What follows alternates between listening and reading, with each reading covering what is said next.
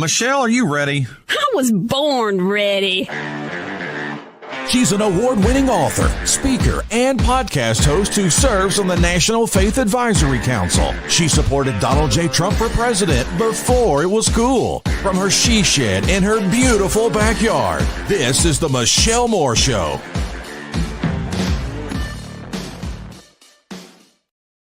Our nation was founded on the basic idea that the people we elect run the government. That isn't how America functions today. Most legal edicts aren't laws enacted by Congress, but rules and regulations promulgated by unelected bureaucrats, tens of thousands of them each year. The entrenched and ever-growing bureaucracy represents an existential threat to our republic, and politicians have abetted it for too long. That's why DOGE is doing things differently. Elon Musk and Vivek Ramaswamy are entrepreneurs, not politicians. They will serve as outside volunteers, not federal officials or employees.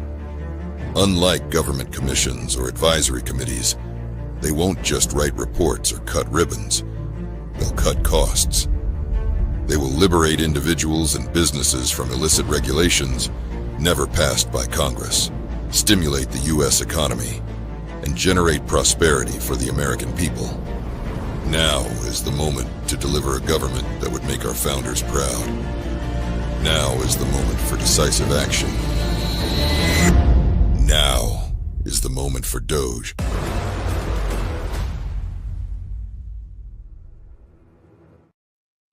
Well, that sounds great. I'd just like to see some results.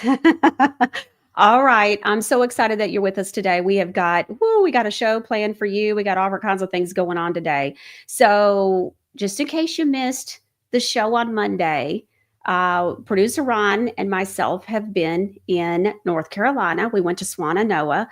We explained what was going on. And so we're going to show you that video that I saw that started everything in just a minute. But first, I want to give you an update. So some exciting news.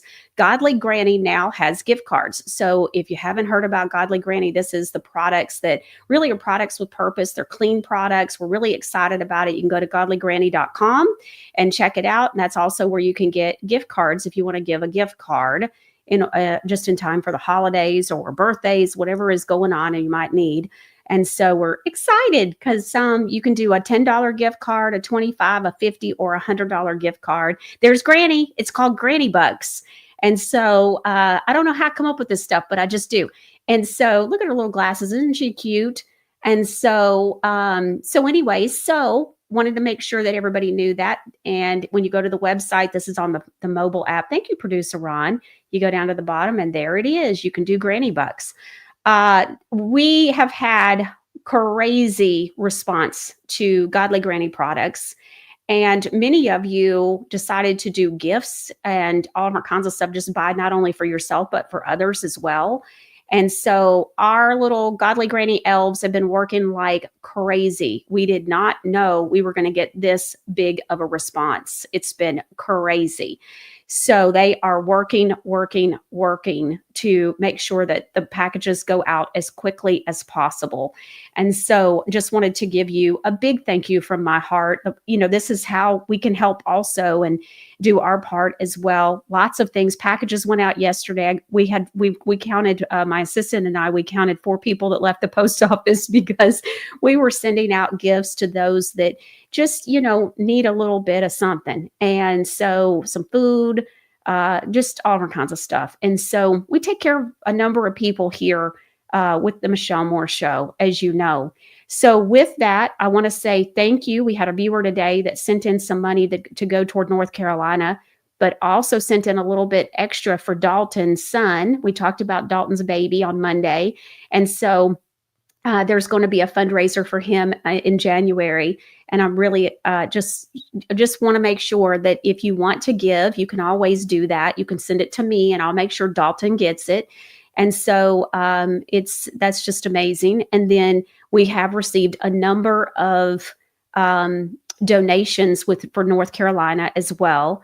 And so North Carolina, Hurricane Helene, And so we went to boots on the ground, or kind of ground zero, really, and visited boots on the ground. And so we've got Janica with us today. And so she is our boots on the ground. She lives there. She had a business there, and she is using the land that they have for good. And we're going to show you some video footage.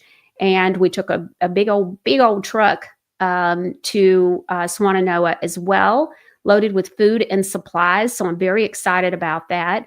And so, this was the second time we've been to North Carolina with big trucks of food.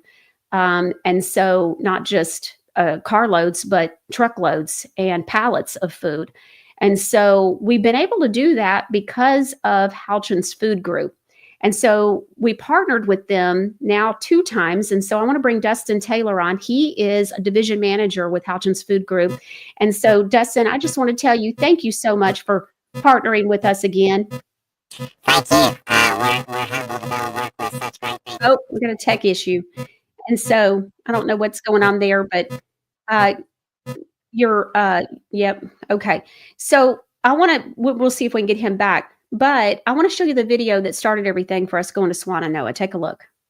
Here at Dark City Customs in Swannanoa, and up until September 27th, this was a really popular shop. They did a lot of custom work for cars, very well known in the community. And they got completely wiped away. They lost their entire business, but now they are donating their property and running an operation to help supply housing and build tiny homes for some of these people to get shelter. And what they've been doing is incredible. I wanted to sit down with them today and talk to them and just get this story out, because the resilience of the people and what they're doing to help others in the tragedy of their own is what I keep trying to preach. And this is the epitome of it. I had a gentleman from Utah who wanted to come back out here and help. And him and I got connected. And he runs a nonprofit, and it is called the National Mental Health Alliance. He brought in his nonprofit with me as a local. And this is what we decided to do, was to try to get people out of the cold. The climate controlled structures that we are building, they are fully insulated. They come with electric, vinyl flooring.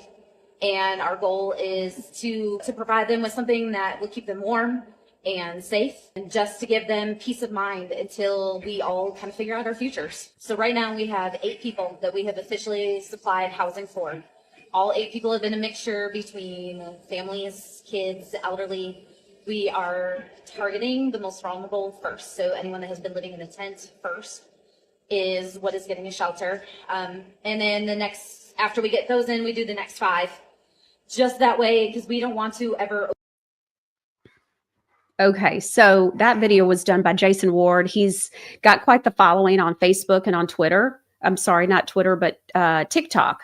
And I think a number of people on Twitter, X, is very familiar, or are very familiar with him, and he's getting quite the following. And he's there locally also in Swannanoa, and happens to know today's guest as well, Janica, who's a local to that area as well.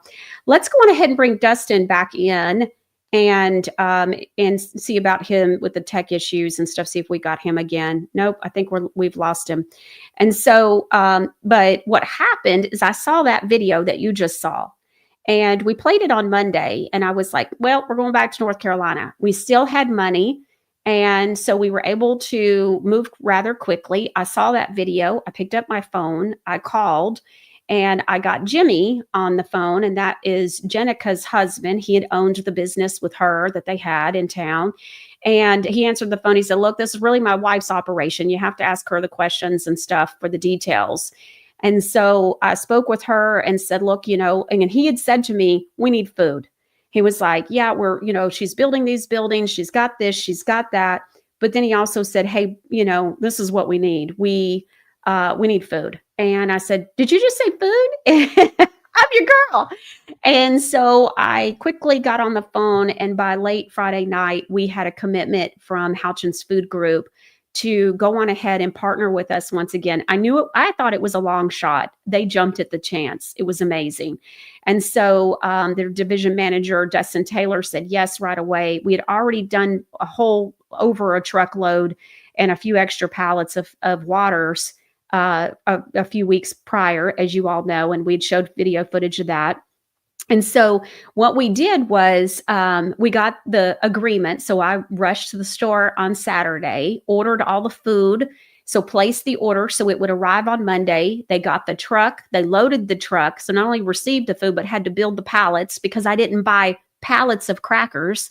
I bought so many boxes of crackers and so many boxes of this and that and cans of this and that. I didn't buy a pallet of anything. I didn't have enough money.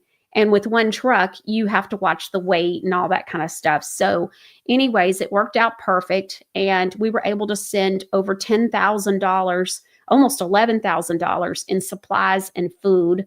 And why that's so important is Houchins Food Group took care of the truck rental, the gas, and the driver. You're talking about over $2,000 worth of stuff right there. And so we were able to, and the labor of loading the truck and all of that, like just phenomenal. And so that all got taken care of by Houchins. And so it was amazing. And so we're just so thankful to Houchins Food Group. They've done this for us twice. And so it's just amazing. They, immediately said yes. And so we were so excited, and it just quickly became like, okay, we're going. So Monday we announced that we were going to be going, and we were going to go to Swannanoa. I showed the video you just saw. And so I wanted to kind of catch you up. And so let's go on ahead and bring Jenica in, and let's go on ahead and talk with her for a minute. I want to also be showing a little bit of the footage. Producer Ron took some footage too. Jenica, thank you so much for joining us. I want everybody to know Jenica is a business owner and a homeowner, a mother of 4. So, she's a wife. And so but her life is in Swannanoa, which seemed like a lot of ground zero. It was very, very badly hit, Jenica. Yeah, definitely. It took out almost all of Swannanoa, minus a few buildings here and there. Yeah. So, let's take a look at some of the footage real quick, Producer Ron, that we took, so that way we can look. So this is just on the same street that her business was on. We were going down. This was earlier this week on Tuesday when Producer Ron and I was driving. Producer Ron got footage, and you can just see, this was literally all over the place. What you're seeing is everywhere. And so you can see they're trying to rebuild, and they've got the bottom part down. And it's complete devastation. It looks like a war zone, and all of that. It's just amazing. So Jenica, I want to go back to the day of the storm. Can you kind of give us an idea, like, were you all expecting it to be as bad as it was? Or did you just think, oh, it's a little bit of rain? We knew that it was going to be a little worse than normal. We knew that we were going to be getting a pre-storm on Thursday, and then we would be getting hit with a hurricane on Friday.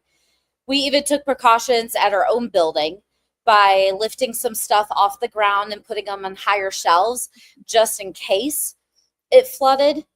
And so, the next day when we got down here and saw that our business was gone and everything washed down the river, no one had a clue. No one ever could have imagined what happened. We pretty much got hit almost like with a tidal wave in Swannanoa. We just had no time to react. Okay. So one of the things I found interesting is when I was there and we were talking, you were telling me quite a few stories and things. At what point did you end up realizing, so what day of the week was the storm? On Friday is when we got hit. All right. What point do you realize what has happened with your business? At this point, we knew that the high flooding came in around 10. And we started getting a few pictures from some of our friends. And we started realizing that was our shop. Our shop was completely underwater. We only had a couple of our buildings that were still standing at this point, and the water was sitting almost 12 foot inside our buildings. By the time we were even able to make it down here, it wasn't until 4:30 in the afternoon when the water finally receded enough for us to be able to make our way to the shop. 4:30 on Friday? So the same day? Okay. Yeah, same day. It came in really fast, and it only lasted for so long, but obviously it hit hard. Yeah. Okay. So now you're in a building right now that's there on your land. So Was that building flooded as well, or? It was completely flooded. You can even see the watermarks in this building, but the water hit up to just over 12 foot in the building that I'm in right now. And it also filled with almost 4 foot of mud in this building. And it was the only building that was left on our property. Everything else was completely taken out. I think what saved this structure from floating is a tree and a log cabin floated in front of this building and kind of blocked everything else from taking this building out. Okay, I see. All right.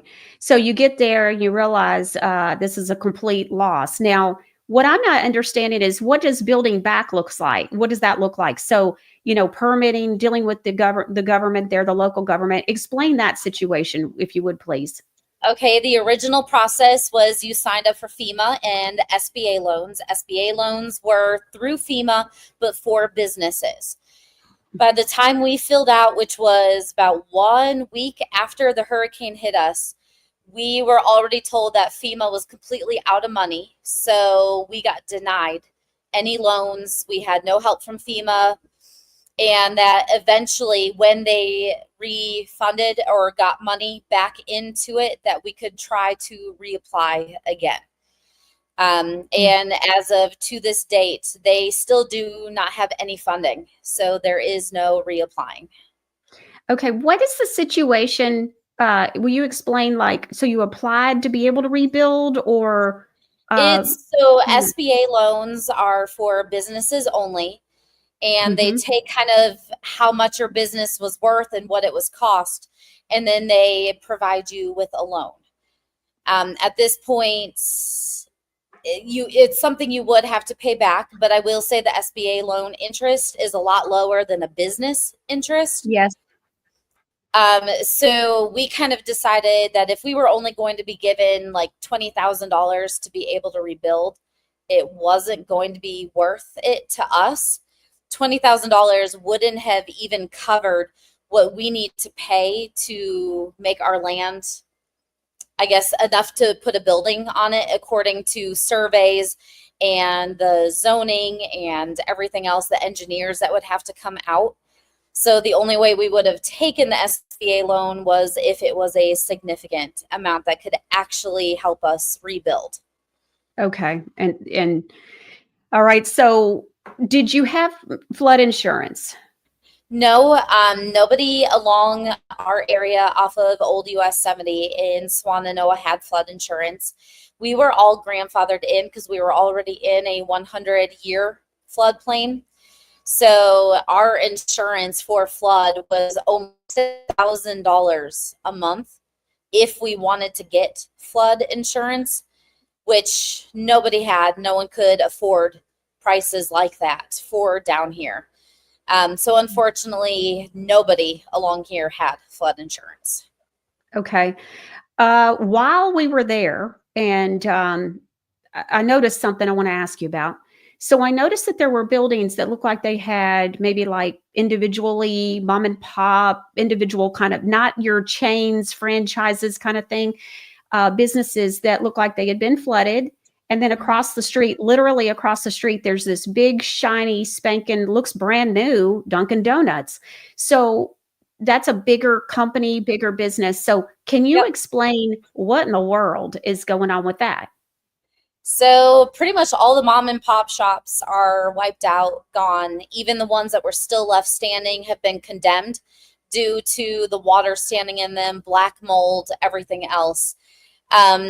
It is a coincidence that our Dunkin' Donuts, our CVS, and Burger King have all been repaired and rebuilt in a month and reopened. Oh, so they did get damaged in the storm. Yes, they did. They were actually, a lot of them are gorgeous. fully underwater. Okay. Yes. I didn't realize that, because they're looking gorgeous. I mean, as we rolled out of town, I was like, how is that? And literally across the street from a strip mall that, or a few businesses that you can tell were not, they might have a sign on them and you can tell that those were independently owned, not large corporations. And, you can tell they've been condemned and they're literally across the street. So, okay. So this is interesting. Okay. So how does it come about that you end up using your land to, like kind of explain to me the how things are happening with the recovery and people like you and Jason Ward that are really have rolled up your sleeves and you are using your own resources and connecting and networking and your own land, even from your business. Kind of explain all of that. How did that get started with you? It started small for me. We were in Swannanoa. We were pretty much stuck on our little island for about 4 days before anyone could get into us or we could leave to go anywhere. You could only reach us by helicopter for the first 4 days. They also turned off all the cell phone towers. So we had no communication with anybody anywhere. And so everything started small. Salvation Army was the very first people to get here along with the National Guard. And so us locals were walking into neighborhoods. We were trying to check on our neighbors, finding out, some of the needs that were needed. We would report back to the National Guard and to the Salvation Army, and they would get helicoptered in anything that they could. Then from there, Salvation Army left due to some of the big hubs started opening up. People started be able to come into Swannanoa and bring items to the area.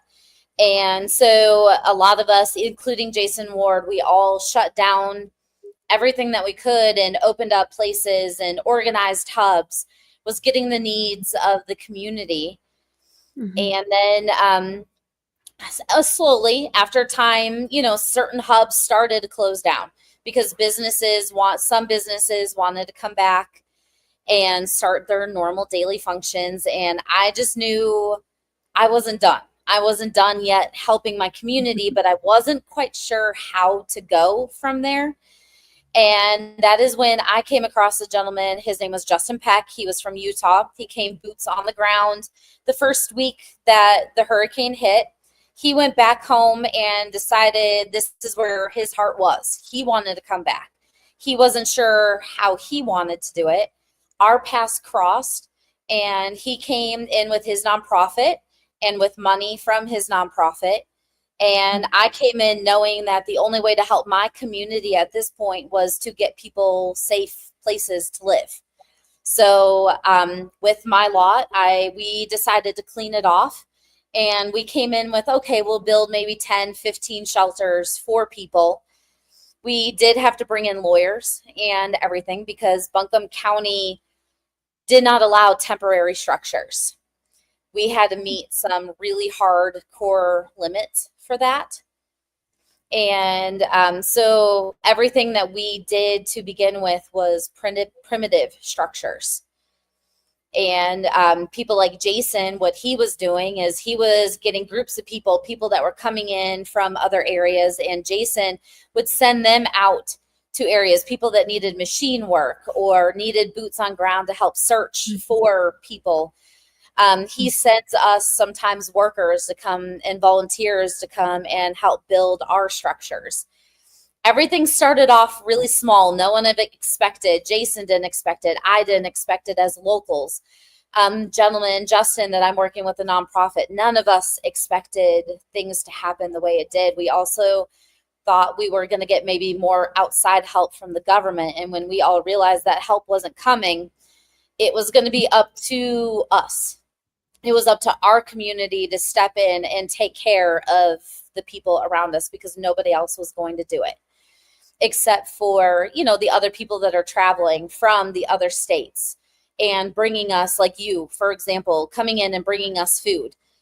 That food that you donated, I am going to be able to not only place into all of my buildings for all of my families, but it's also feeding some of the communities and some of the people in our local area that they got 1,000 cans of Beanie Weenies, but they never got anything that they could actually put in a crock pot and supply their families with.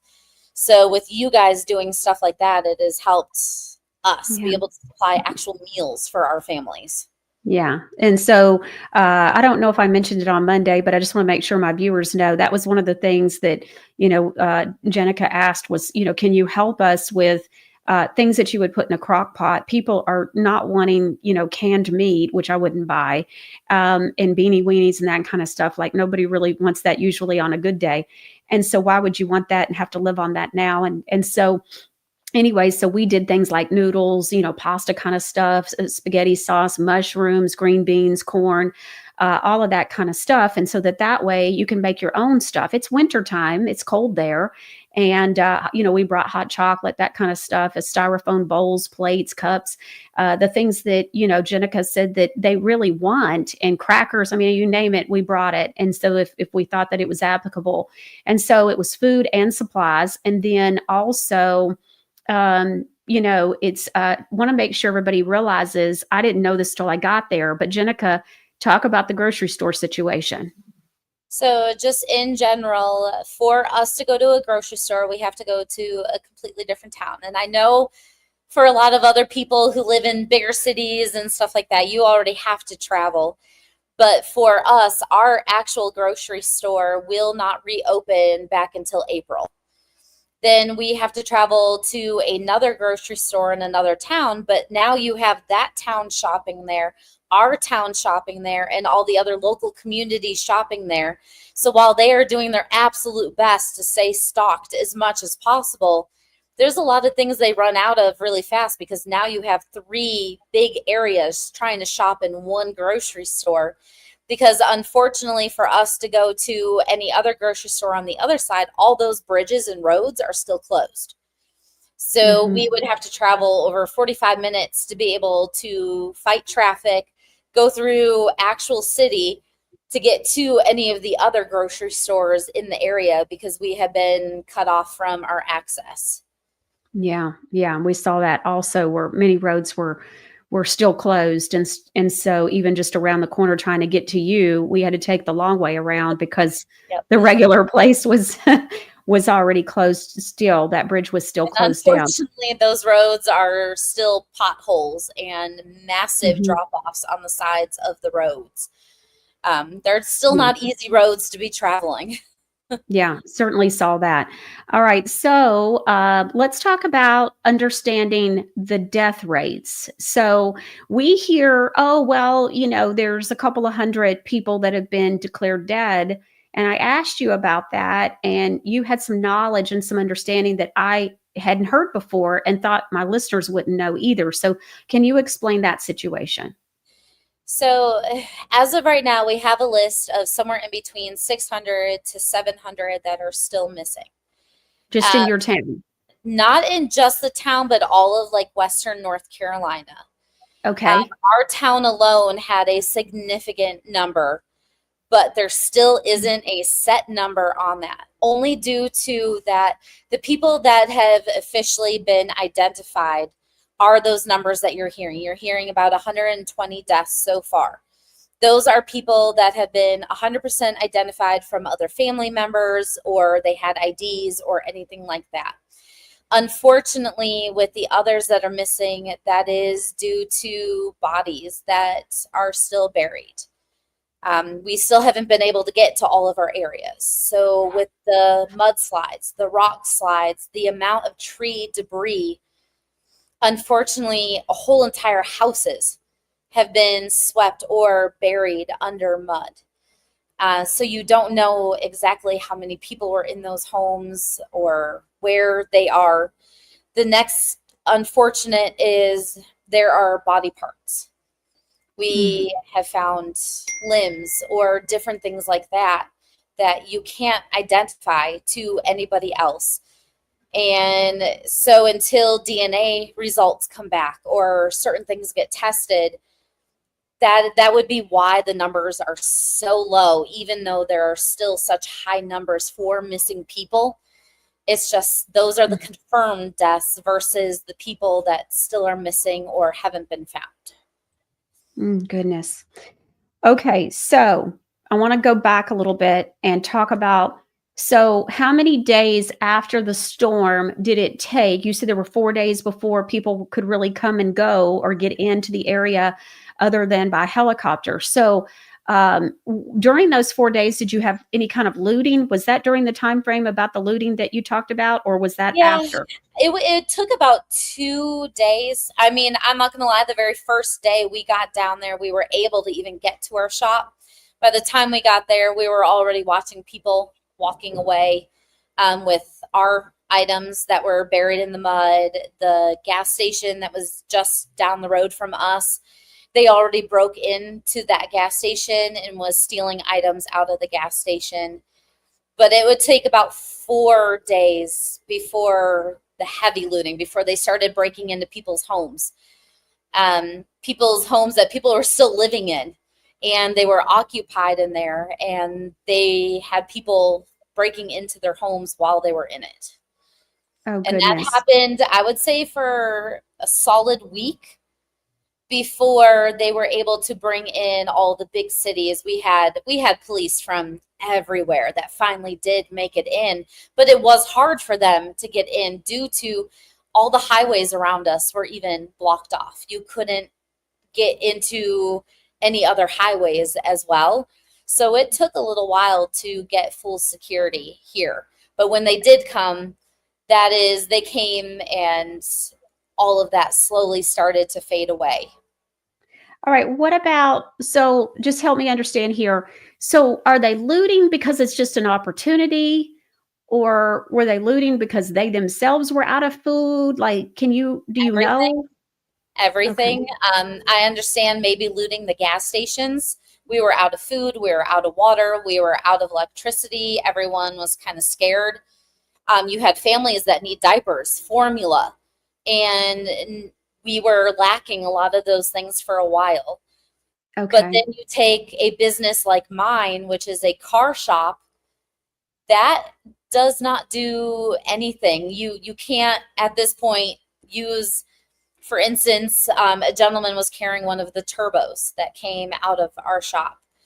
The only thing that could have been done for that was for him to store the turbos because of the metal and eventually bring them to scrap yards for money. Otherwise, it was a little bit of both. There was a lot of looting for a lot of reasons. Okay.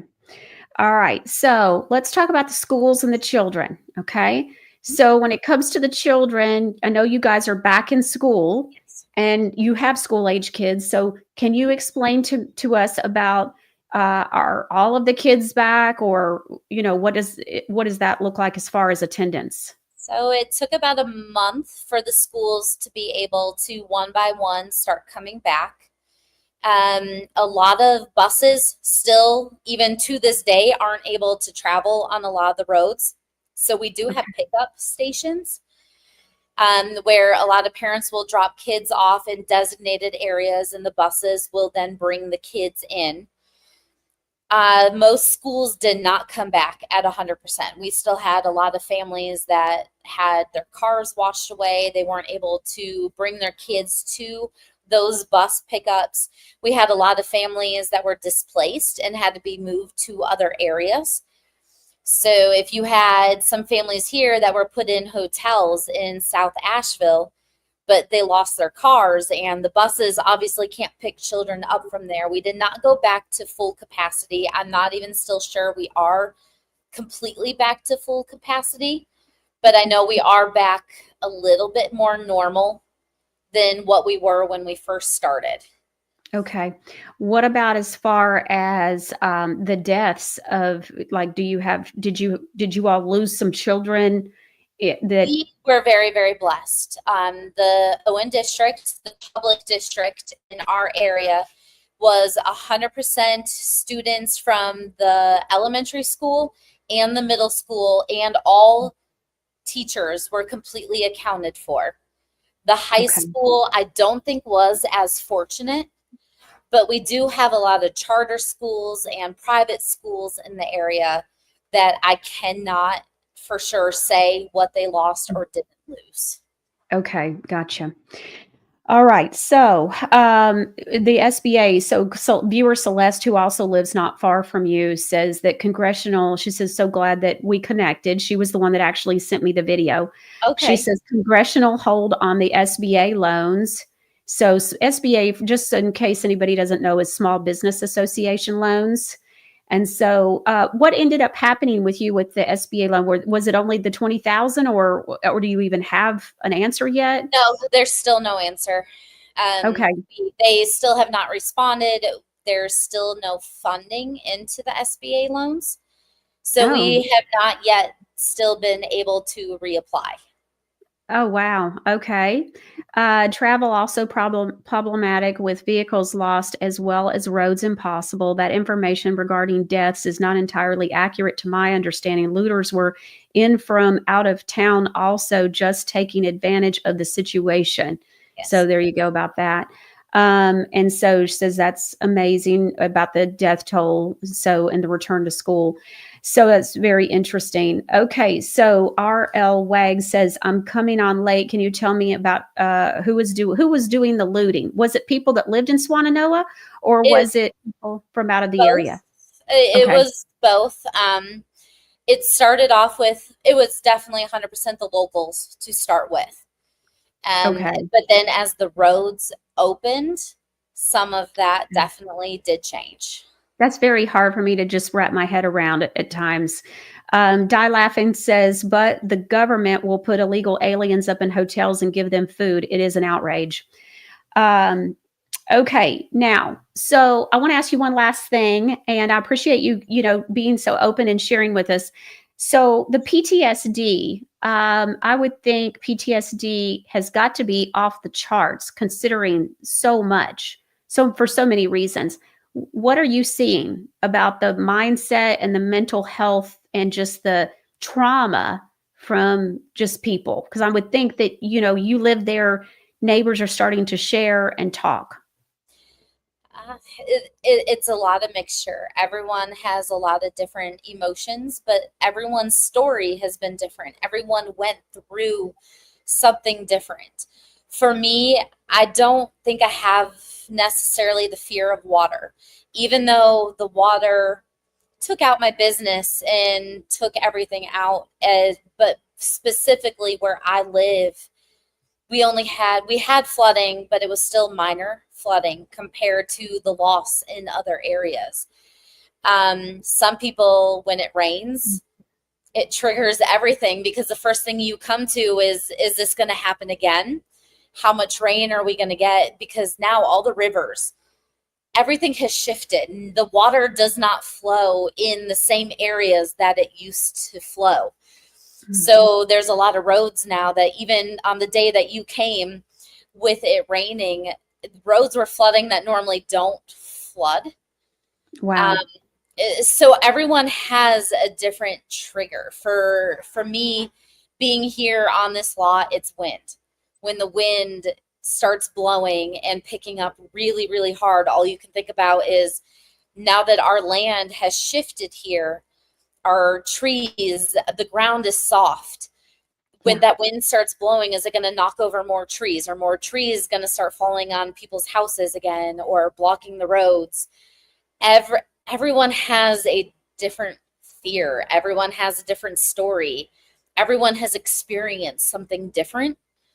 So it's really hard to say what everyone feels or what everyone goes through, because everything was different for every single person here. Okay. Wow.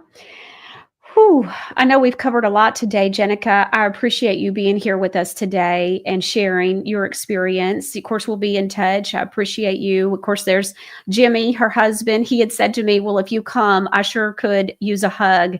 And so that hug happened. And that's Jimmy, her husband. There we are together. So thank you so much, Jenica. It was great to meet you. We'll be in touch. And Sounds good. And thank you so much for being so open and transparent and sharing. Okay, so here's what I want to share with you. So I've been getting, I had the show on Monday, and I told you I was going back. And so, and I shared about Dalton as well and his baby. So that was on Monday's show, toward the end of the show. And I think I talked about North Carolina at the beginning. So here's what I want to share with you. I've asked Houchins Food Group to partner with us one more time. What she didn't tell you is there are a lot of people that lost cars. We saw a huge truck even on its side, not a pickup truck, but like some kind of a box truck, not a moving truck. It looked like maybe like some kind of a plumbing truck or something. But anyways, and so, I mean, there's just vehicles even 3 months later that are turned over on its side, just right there as you drive down the road. And so anyways, and so these people, a lot of it too, she said, she had described to me, Jenica did when I was with her, she said, well, one of the problems is that, so you have somebody that lives here, they need a service provided. The service, somebody comes in and says, hey, I can cut trees down. So that service gets done for free because the people are trying to help. And that's great for the person that needed the tree cut. Like, let's say the tree is crossing the driveway and they need to be able to get out of their driveway.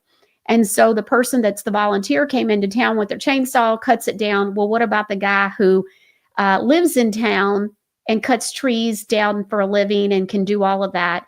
And so it's kind of a bad cycle. It's great for the homeowner and all of that, but what about the guy down the street that does that for a living? That, see, the economy is out of whack, if that makes sense. I think I'm explaining this the best possible way. Then you got people who lost cars. So the fact that the grocery store is closed in town is a major deal. Plus, by the way, one thing that she and I didn't talk about together is that she had described when I was there about the traffic, and the traffic is way worse. She goes, this area is not a Nashville. She goes, we don't get traffic backing up. Well, when we were there at 2:00 in the afternoon, the traffic was backed up. And let me tell you, when we left, it was awful. And so it was a whole nother level. It was raining, it was getting dark, it was cold, and it was rush hour. So not good. But she was saying, the traffic is horrendous. So now to go to a couple of towns over to try to use a grocery store that everybody from the surrounding area is trying to use, plus the people that normally use it, all of that kind of stuff. It's the same thing with the vehicles. And she said that many people that are in town lost their vehicles. So to go to another town is impossible. So it's just a supply issue all the way around. So when I talked with Jenica yesterday to confirm today, her being on the show, and said, yes, I do want you on the show. I've been thinking about it and this is what I want to do. And so she was out delivering food. And so this is the kind of stuff that's going on. They are helping people that were living in tents, like she says in the video, with Jason Ward explaining that they were trying to help the most vulnerable. Well, that's the people that were living in tents, that are homeless, that weren't wanting to live in a tent. And so she was explaining to us that's why this was so important to get this food, because this is a needed supply. So I'd love to go back in January, producer Ron and myself. I've asked Houchins Food Group to partner with us again if I can raise the money. So I have the totals. So we have at this point raised $51,322.66, including the $103 in gas we had to pay to get to Swannanoa with the truck. Now, my gas, I didn't even expense that. I said up front that I would pay my own expenses. So 100% of every penny that you donate goes to the North Carolina Hurricane Helene relief. And so at this point, we've been now 4 times to North Carolina, and I'd like to go a 5th time. Now, again, producer Ron and I, we pay our own gas. We've had to stay in hotels, whatever. All of that comes out of our own pockets. And then we've been able to negotiate with Houchins Food Group and get them to help us. And so that way we don't have to spend any of your money toward gas and renting a truck and all of that kind of stuff. And so we're in the middle of doing that a 3rd time. We've received a few donations already, and I'm going to plan to read that off on Monday. So that if you've sent money and you're wondering if I've gotten it, I'll go through that on Venmo, PayPal, and all that. I've gotten a few on Venmo, a few on PayPal, and we received a couple of checks. My assistant is processing all of that, and so we'll have a list, and I'll read on Monday those donations. Okay, so we've spent all the money we collected except for when we pretty much just gone. And except for what we've received this week, we're right at about that. And so that is the money that we're now in the black. We weren't in the red, but we're back. We're not at zero. We got a little bit, and I've gotten word that we're receiving some money from someone else in January. So I got to find out about the timing. So if I receive that money will go toward North Carolina. 100% will go toward that as well. And that's going to be a couple of $1,000s. But we need to raise at least 10 to, I would love to raise, I'd love to raise 15. And here's why. We gave love offerings, is what I call them, to people like that were there, to Jenica and her family. There's 3 months that they haven't had. They have 4 kids, so and Jimmy had said it's getting scary. So we're going to go on ahead, and we want to fill another truck. And I'm counting on not having to pay for the truck. I think that Houchins Food Group will commit again. We'll see. I'll know probably Monday. And so I'm hearing I'll have I'll have an answer by Monday. So if I can go back in January with their help. And so we'll put, producer Ron has the address to be able to mail a check, and the PayPal handle and the Venmo handle. And so again, 100% of your donation goes to helping the people in North Carolina. I'd like to take another truckload of food. And so that's what I'd like to do. Food and supplies, because it's not just food. It's also, paper plates and paper towels, baby wipes. We take all kinds of stuff that people need. And we'll work with Jenica again and say, okay, what went over great? What do you want more of? Spaghetti sauce, this, that, and the other. We brought broths, chicken broth, all different kinds of things. And so things that you would put in a crock pot, that's what she asked for. And, pinto beans, kidney beans, just so much stuff. And so that you could put in a crock pot, cans of that. And then also the ones that you would, cook all day. And so we're asking you to help us to be able to take another truckload of food and supplies. She says the grocery store doesn't open back up there locally until April. And so you're talking about another 4 months. And so I would like to try to help them some more to get the food and supplies out. This isn't, you donate money and 90% goes to overhead stuff. Not a penny goes to overhead, not a penny.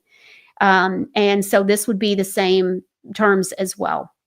And so if we can raise it, I'll keep you updated. We'll see where we are, and we're back to reading what's coming in. And so we'll start that Monday and letting you know, and updating you, and we'll see. Okay. So, and if you want to donate for Dalton's baby, who is now 2 pounds and 6 ounces, just had a big surgery 2 days ago that went well. The baby is recovering. The baby now is 2.5 pounds. And Dalton and his wife have, a long road ahead of them. He works for one of my sons. And so we're just trying to see about helping them as much as possible as well. So if you want to donate to that, it's the same address. Just please make sure that you make it clear in your envelope what you want, or on the check somewhere, please mark whatever you're giving, how you want it distributed, who it's for, what it's for. So that way I can ensure that it goes exactly how you want it to go. To whatever we're doing. Okay, so we got Jack and Margie Flynn coming on too. I told you it's a big day today. So we got Jack and Margie Flynn coming on. We've got a lot going on with them. And so we're going to talk about today. I had plans. This is part of the live show. Sometimes you have plans, the best of plans, and then something else comes up.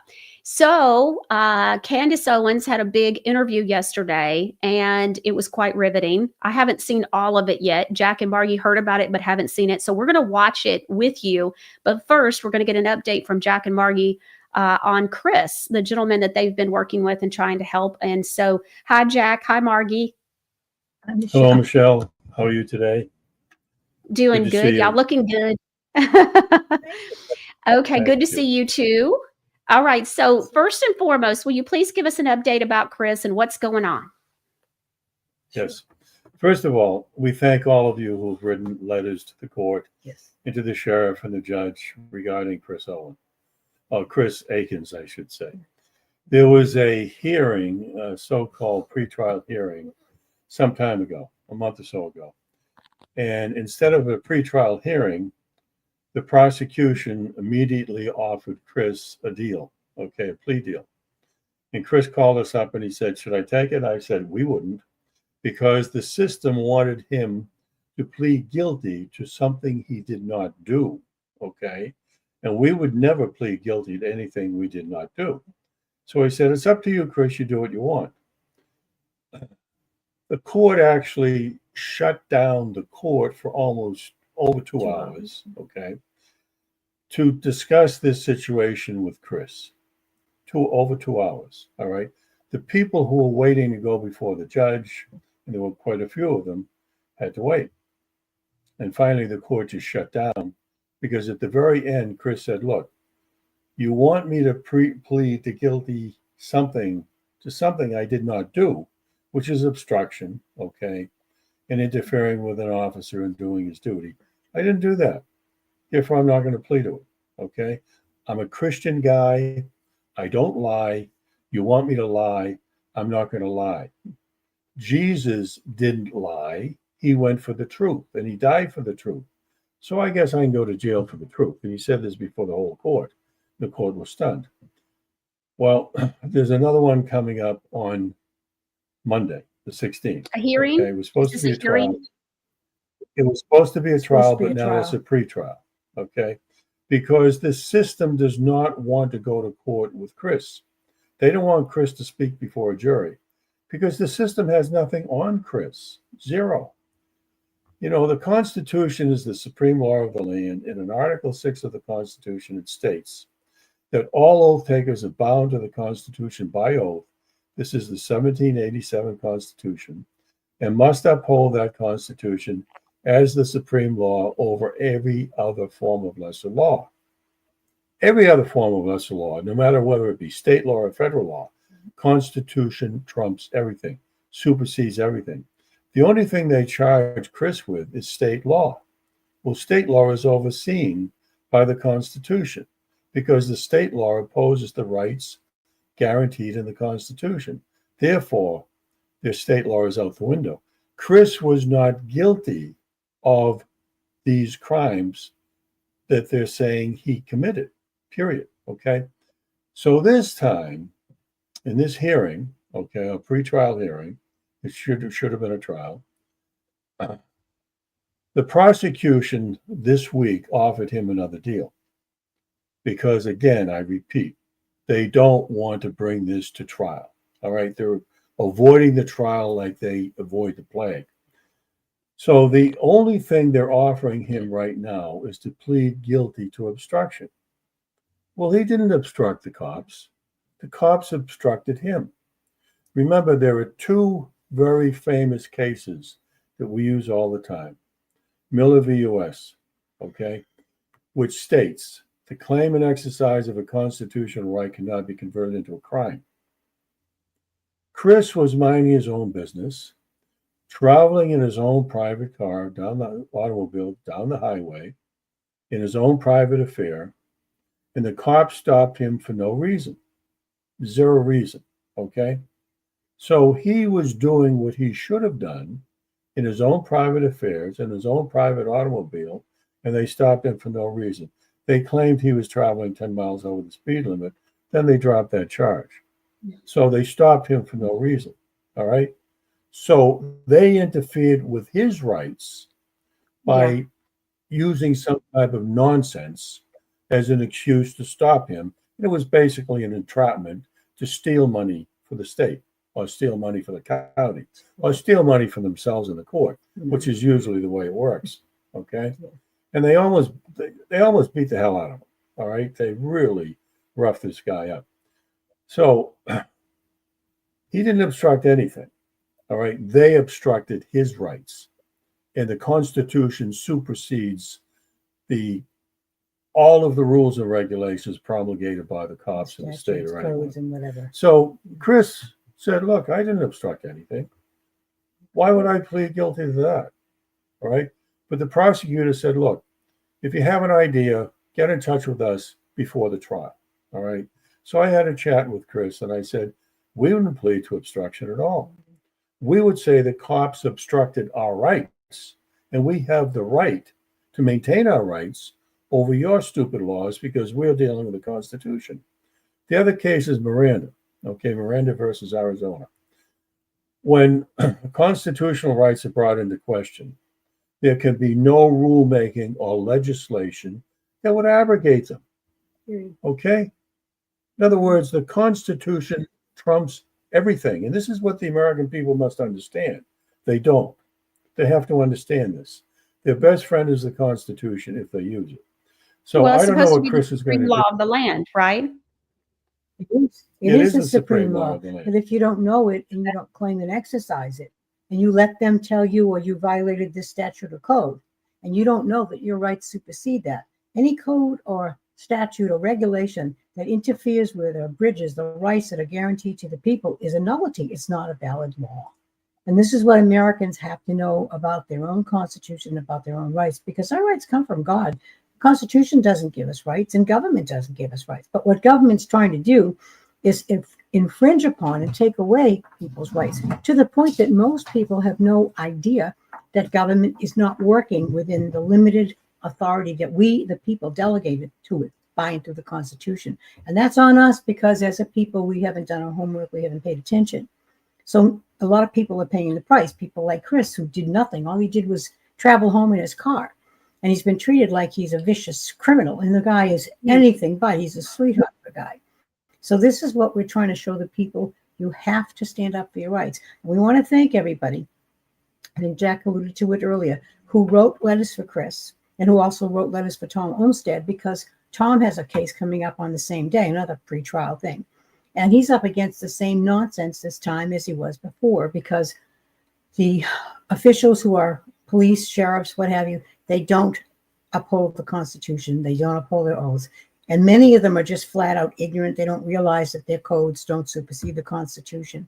So your letters have helped tremendously to bring this point home. And it's made a big difference, and we're hoping it's going to make a difference for the remainder of both of these cases. We're glad to see that the American people are standing up for their fellow man. Yes. Okay. That's very important, because the only people that can stop this criminal U.S. government are the people themselves. And if they don't stop this government from the crimes and evil that they're committing against the people every day, we're going to wind up like the Palestinians. We're going to wind up like the Christians in Russia. About 100 million of them were killed by the Bolshevik Jews during that Bolshevik assault in Russia. The same thing will happen in America, because this is a Jewish government that protects the Jews, protects Israel, protects the Ukraine, and the United States of America, in combination with Israel, just sacked Syria. Make no mistake about it. It was the U.S. government in Israel that did this to Syria, and the Jews are going to take over Syria, just like they're taking over Ukraine right now, and Lebanon. Well, okay, so we have, with that being said, yes. So with that being said, we've had a change in plans for today. When Jack and Margie were going to be on, we had a number of videos that we were going to show and talk about, and hot topics that are very much important for today. But then I ended up catching wind about a new thing that has come out. It's an interview that Candace Owens has done, and it's regarding the USS Liberty, and it is absolutely riveting. Jack and Margie knew about it, and they hadn't watched it yet. I had watched, about the first 20 minutes and said, oh my goodness. So the interview is about an hour and 10 minutes, including an opening monologue prior to Candace bringing on her guest. His name is Phil Turney. And so he happens to be over the USS Liberty Veterans Association. He was on the Liberty the day that it was attacked. And so we're getting ready to watch this entire interview, and then we're going to come back after. So we're going to watch it with you, the viewers, and then we're going to come back after. This show will be over 2 hours. Producer Ron has added some extra time. We wanted to make sure we gave you a great update on North Carolina. It was timely, needed to do that. Ask you about sending me back and Producer Ron, but also wanted to get Jack and Margie. And then when I found out about this interview and started to watch it, my jaw dropped and said, okay, we've got to show this. This is extremely important. And so we've been lied to about a lot of things. And over the last 2 years, we've had these conversations. And my viewers, I know I have a lot of new subscribers, but I also have a lot of viewers that are familiar with this conversation, this topic, but it's a it's a hard road to kind of hoe. And so we're going to show this. We're going to come back, and Jack and Margie and I are going to have a conversation. So just so that you know, Jack and Margie, I'm going to have some questions for you and some topics to discuss when we get back. I've already seen some things and seen what some of the topics are going to be that we're going to be talking about, but they bring it. And y'all need to sit down probably with a piece of paper and a pencil and write some notes down because you, the viewers, it's pretty shocking how transparent and how much comes out so quickly. And her monologue is very good at the very beginning as well. So we're going to watch this. It's about an hour and 9 minutes, hour and 10 minutes. And then we're going to come back, and Jack and Margie and I are going to finish up the show by having a conversation about what is said during this interview. So let's take a look. All right, you guys, I'll get right into this. A couple of weeks ago, I received a letter that changed my life, certainly changed the course of my life in politics. And I'm going to read you that letter now and let you know that the author of it is sitting across from me. It reads, "My name is Philip Turney. I am 77 years old today. On June 8th, 1967, I was just 20 years old when the gallant crew of the USS Liberty was savagely attacked. Our American flag was proudly flying on our ship in the Mediterranean Sea that day. The designation AGTR-5 was clearly painted on the bow, port, and starboard sides. USS Liberty was written in English on her stern. When we arrived on June 7th, we were overflown by Israeli reconnaissance aircraft, and the same activity was repeated on the morning of June 8th. We were positively identified as American and friendly by the IDF. We had requested a destroyer escort long before we entered the Mediterranean, but we were denied twice. Our captain assured us that we were clearly marked as American and we therefore had nothing to fear. We were alone, 12.5 miles off the coast of the Sinai Peninsula, always in international waters. The Israeli reconnaissance aircraft were clearly marked with the Star of David. We therefore felt secure, seeing a flying boxcar and other smaller recon propeller aircraft taking good care of us. The attack began at 2 o'clock on a beautiful, bright, sunny day by French-made Mirage and Mistral jets painted black with no markings. We had no clue who was attacking us, but assumed it was an Arab state. During the first pass-by, the jets took out all but one of our transmitting antennas, as well as every watertight door above the waterline. The air attack lasted about 25 minutes, killing and maiming our firefighters and any sailor who moved. Our radio man took one antenna offline, so it wasn't transmitting and wasn't hit. He ran a long wire to it, and the SOS went out to the 6th Fleet. It was even picked up as far away as Vietnam. Rockstar, Rockstar, under attack by an unknown jet aircraft. Help us, help us. Captain Tully, skipper of the USS Saratoga, sent jets to come to our aid. Before the jets hit the horizon, they were recalled by Secretary of Defense Robert McNamara. Captain Engen of the USS America and Tully relaunched more aircraft to aid us. They were also recalled, this time by Lyndon Baines Johnson himself. He said, quote, "I don't care about a few dead sailors. I will not embarrass my ally, Israel. Return to base immediately," end quote. How did he know who was attacking us if we did not? We were set up by our own government to let a foreign government have their way with us. The IDF even dropped napalm on the bridge of our ship. How low they would go, we would soon find out. 3 motor torpedo boats headed our way, and 1 torpedo hit our starboard side. We saw the Star of David on the boats. They were there to sink us. The attack continued for another hour and a half. Attacking jet aircraft destroyed all but 3 of our life rafts, which we had put overboard. We were going to place our most seriously wounded in them so that they would have a chance at life, but the IDF would have none of that. They shot 2 of them out of the water and took 1 aboard their boats as a trophy of the kill. They continued shooting and killing my mates. They left and we thought that it was over, but it wasn't. IDF helicopters were sent with troops armed and ready to board our ship and finish us off. Then they just left. I guess the gig was up when the mighty IDF could not sink our defenseless ship. When it was all done, there were over 821 rocket and cannon holes and over 5,000 armor-piercing bullets riddling the ship. Napalm was burning us up, and a 40 by 40 foot torpedo hole was in her side, causing the ship to list badly to our starboard side. We then waited 17 hours for help. I guess they hoped that we would sink that night. Help was only 40 minutes away from us, but they left us out alone to die. When the USS America and the USS Davis arrived to help us, they took our wounded to care for them. Their wounds were so horrific, words cannot explain. Admiral Kidd boarded our ship a few days later, and the cover-up immediately began. We were ordered to never speak of the attack to anyone, not even with one another. Penalties would be fines, imprisonment, or worse, and we all knew that worse meant death. We have been treated like garbage for the last 57 years. Congress has been bought and paid for, with the exception, over the years, of a few brave lawmakers. Their names are Representatives Pete McCloskey, Paul Findley, and Jim Traficant. As the courageous Rep. Thomas Massey has noted, all Republican members of Congress except for him have APAC handlers. We can assume this is also true of nearly all Democrats. We are the most decorated ship in naval history for a single engagement. I believe God saved us that day to allow us to communicate the truth of this attack to leaders like you. We give all power to Jesus Christ. We are just his servants that horrible day and now. The USS Liberty survivors are the biggest whistleblowers this country has ever seen. We have been smeared as anti-Semitic, Jew haters, and Nazis. Our only sin is that we survived. We didn't kill anyone.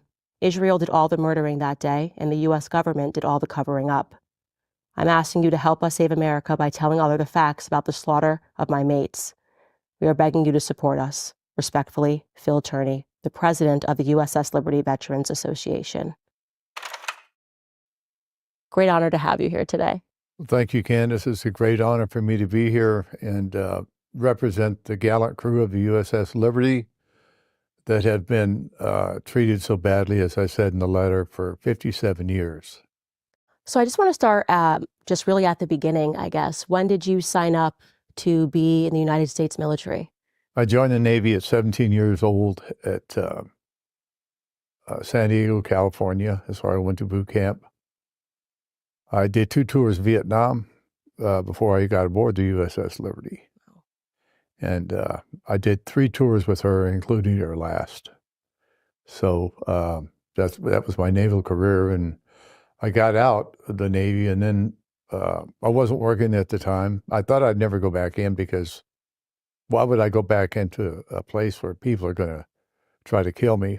But I wasn't working, I had a baby. So I went back in and I got aboard the USS Maddox, DD-731, which was in the Tonkin Gulf, which was another false flag. Wow. So just as a question, I mean, most people, just being in the Vietnam War, I mean, that was traumatizing enough, obviously. So you came back and you decided that you were still going to serve the country. When exactly did you find out that you were going to be aboard the USS Liberty? I found out when I got orders to go to the East Coast from the West Coast. I was on an ammunition ship then, USS Mauna Kea AE-22. I said, well, great, I'm going away to the East Coast, and I always wanted to go there anyway. So I ended up on the Liberty. And when I got aboard the Liberty, they said it was a ship that mapped the bottom of the ocean. And I said, wow, how could that be when all the antennas are going straight up? Mm-hmm. But I was a dumb kid. I believed anything they told me until a few months after that. And I said, no, this ain't right. We're a spy ship.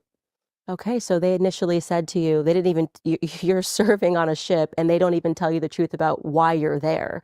So here you are and they're like, you're just here to map the bottom of the ocean? Yes, that's what they told me. Okay. Well, there were 2 different crews aboard that ship. There were 200 spies, CIA, NSA spies. And I was in ship's company, engineering. And there were 100 of us, and with the other guys, bosun mates, cooks, things like that, to run the ship. Our only job, Candace, was to make sure that the communication technicians got where they had to go, so they could do their deal. Okay. And so when did you notice, or I guess when did it become apparent to you? How long had you been aboard before you went, I don't really think that we're here to map the bottom of the ocean? Did they tell you, hey, I'm actually in the CIA or I'm in the NSA? No, they didn't talk to us, and we didn't talk to them. We weren't allowed to. Okay. And so it's two different crews. And I we figured it out pretty quick what was going on, but yeah, it was so secret. I mean, everything was secret, very, very secret. And did you, just wondering how the setup is, are you sharing a room with 4 or 5 people? How does that work on the ship? Well, I was in a bunk room with about 70 men. 70 men in one room. Mhm. Wow. Okay. Yeah, that was engineering spaces. And up forward was the bosun mates. That's where they had their berthing. The spies were in the back of the ship. Okay. And so what's a typical day like? Typical day was get up, take a shower, go to chow, go to work, stand your watches. And when we were out at sea, we'd sunbathe a lot because, we were always off the coast of Africa. And we were doing reconnaissance there, up and down the coast, 4 or 5 miles an hour all the time. And we just go up and down and up and down. We go to ports, different ports, Luanda, Angola, Abidjan, you name it, all the ports on the west coast. So it's beautiful. Oh my, was it ever. Great taste, pineapples, everything. It was great. I love those people. They were good to us. And you're also thinking this is very low risk. You're going, hey, in terms of having an engagement, I'm being sent out here. It's beautiful weather. We're sunbathing. Things are looking up. Yeah, it was great. I mean, it was good duty. It was great duty. But on the last cruise, we were headed to Africa again, just like we always did. We stopped in Abidjan, and this was in June. And we got emergency orders to leave. We'd just gotten there. And we got emergency orders to leave, get everybody back aboard ship ASAP. And we took off for points. We had no idea where we were going, but the 6-day war was what's going on. Okay. And we didn't know it. Oh, you didn't know it was going on? No, not till a little bit later. Okay. Okay. So at this point, and just to be clear, how long had you been aboard the USS Liberty? I did a little over 2.5 years on the Liberty. Oh, I didn't realize it was that long. Yeah. You had seasick, not seasick at all then, I guess. I got seasick every time I went out for about a week, and then it was gone. Okay. So now you get these emergency orders and you have no idea where you're going. Are they giving you any information, or they're just saying it's an emergency, everybody get back in? Everybody get back in, and we headed to Rota, Spain. We picked up 3 Marines. They were linguists, and a civilian, Alan Blue. He was he was killed, by the way. He was another linguist, but he worked directly for the NSA. Okay. Okay. So he gets on board. You're in Spain now, and then where do you go? We head into the Mediterranean, into go through the Rock of Gibraltar and all that, and all the ships were going this way, going the other way, and we were the only one going that way. Okay. And still nobody's informing you about the 6-day war? We did find out that we were going into a war zone. Okay. And what information, if any, did they give you? None. None. You're just going into a war zone. Prepare for anything? No, we were prepared because our Captain McGonigal, we trained all the time for different situations, chemical drills, fire, all kinds of different stuff. And what's the general mood as you guys are heading towards there, the conversation between you and your shipmates? Apprehension. In fact, we had the Star of David. We knew what was going on then. People had Star of Davids all over the ship, inside the ship, hoping Israel would win because they were our best buddies in the whole wide world. And come to find out, they weren't. So now it's June 7th. Is that correct, when you arrive into the Sinai Peninsula? Right. We got there on the 7th, and the Israelis started overflying us then, taking pictures of us. Same thing happened on the June the 8th. Flying boxcar, which is a 2-engine plane. The doors were open. You could see the cameraman taking pictures of us. So they're that close. They're that low. Oh, yeah. You could see the pilots. We would wave at them, they'd wave at us. Very friendly. They would dip their wings like everything's great. And we felt good because our best friends were there. And we had no worries. I mean, none at all, because they were going to protect us. But it ended up they didn't. So you had described in your letter saying that you had the American flag displayed. Can you describe for me, first and foremost, again, reiterate where it was displayed and also how large the flag was? Right, it was on the mast, and the flag was brand new. It was a 5x8 flag, very visible. It was 12 knots going over across the deck. You could see the flag, and in fact, the Israelis identified us as American and friendly. How do you know that? Well, we know it because of the intercept we picked up, and they admitted it themselves. We were on their war table. They identified us as American. And when they changed the watch, they forgot to tell the other watch commander that we were there. They took us off their war table. So we no longer existed. Okay. When you say take you off the war table, I'm not familiar with that lingo. Okay. So what does that mean? They took us off the war. Well, on the war table, they have like different ships or different. Like literally set up the table Right. that shows you. Right. Okay. And what's going on. And they took us off. So we were gone to them. Mm-hmm. They thought. But they knew exactly what they were doing. Exactly what they were doing. When they overflew us, they took the pictures of all the ship. They knew exactly what to hit and when to hit it. And I might add, I believe, and I think most of my shipmates believe, that this attack was planned a year in advance. A year in advance? Yes. What makes you say that? Well, there was another spy ship in the area, USS or the SS Valdez. It was a civilian manned ship, but it was owned by the Navy. It could have done the same thing that we were doing, but they took them out of the area. Sinking the USS Liberty is a hell of a lot sexier than sinking the Valdez. Why is that? Well, it's all American sailors and Marines. They wanted this at the bottom, and so they could blame it on the Arab states and bring us into World War III.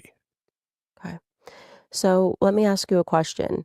Now, it's the morning of the 8th, and you like you said, on the 7th, they took pictures, they positively identified you, you were able to hear this over the radio. Did they still have at that moment the CIA agents on board? Yes, yes. The NSA agents were on board, so you still got the exact same amount of people that are on board here. Right. Okay, so we're talking about a pretty big sacrifice they were willing to make. Right. Total number of people? 294 souls. 294 souls. Okay. Take me through what happened on June 8th. You get up. We get up at 0600, and like I say, we go to chow and take a shower, go to chow, go to work. We had a damage control drill just before the attack, say about 1 o'clock. And I was in damage control. I was assistant on-scene leader in damage control. And I was in an impregnated suit, which is a suit for washing down the ship of chemicals. And it was very, very hot that day. I mean, 100 degrees on the deck, easy or more. And I thought I was going to pass out. It was so hot. Finally, it was over with. And I went and stowed my gear. Excuse me, the sound-powered phones weren't working on the starboard gun mount. The sound? Yeah, they're sound-powered phones, from just like, you could put on headphones, but they were sound-powered. They weren't electrical. And for some reason, it wasn't working. And I went to the IC shop, and I got a friend of mine, David Skolak. He was an IC seaman, and that was his job, take care of the IC system there for sound-powered phones and the IC system, intercoms on the ship. And he came up there, and the gunner's mate was up there also. They were manning the guns. We were in a condition 3, just in case, because we could see the bombs going off and everything on the Sinai. So we thought, that this is really not a good place to be. And just as soon as I left that gun mount, about 30 seconds after I left it, I got back to my workstation, and all hell broke loose. The attack began. What's the first thing you remember? First thing I remember was all hands get to your general quarter stations. We're under attack. We're under attack. And I got to my GQ station, which is in the front part of the ship. And those two men that I just left there, not a minute it took me to get back up there. They were dead. They're blown to bits. Anything that moved aboard that ship, they were shot at. As in the letter, they took out all of our antennas within 3 seconds. Our 450 caliber machine guns were gone. Every watertight door was hit. And this went on for 25 minutes, dropping napalm on us. 25 minutes of that, you can't imagine. Every second was like an hour. There was nowhere to hide, nowhere to run. And you got people severely blown up, wounded badly. And it continued and continued and continued for 25, 30 minutes. And then there was a lull. We saw the torpedo boats coming. We thought, the Star of David, oh, good. Because these were unmarked jet aircraft. We didn't know who was attacking us. We thought it was the Arabs. And then we saw the torpedo boats, and the Star of David. Oh, man, here's our best friends who are going to come help us. No, they come to sink us. When you talk about them dropping napalm, and so they did this immediately, what does that do for people that are not aware? What is the purpose of that, and how does the body react to napalm, the chemical agent? It can burn you severely, and it also can explode your lungs. Very, very hot. I tried to go up and put it out with CO2, and I couldn't do it. They shot up all our fire hoses, too. We had no way to fight fires with water at all. They shot them all up. Instantly, in that first 25 minutes? Yes. So they took out everything. The antennas instantly, the fire hoses instantly, so you couldn't take out fire. And during those 25 minutes, what were you doing specifically? I was getting people off deck, taking them to a triage in the mess decks. The whole mess decks was full of people laying on the tables, on the floor. It was a sea of broken and bloodied men. And it continued like that for the entire attack. And then the torpedo boats got up to us. They did, they fired 5 torpedoes at us. So all the antennas are taken out, 25 minutes has passed, and they're obviously assuming that you can't communicate your distress. You indicated in your letter, was it before the torpedoes that fortunately somebody had taken one of those yes. offline? Terry Haldebardier, he's a third-class radioman.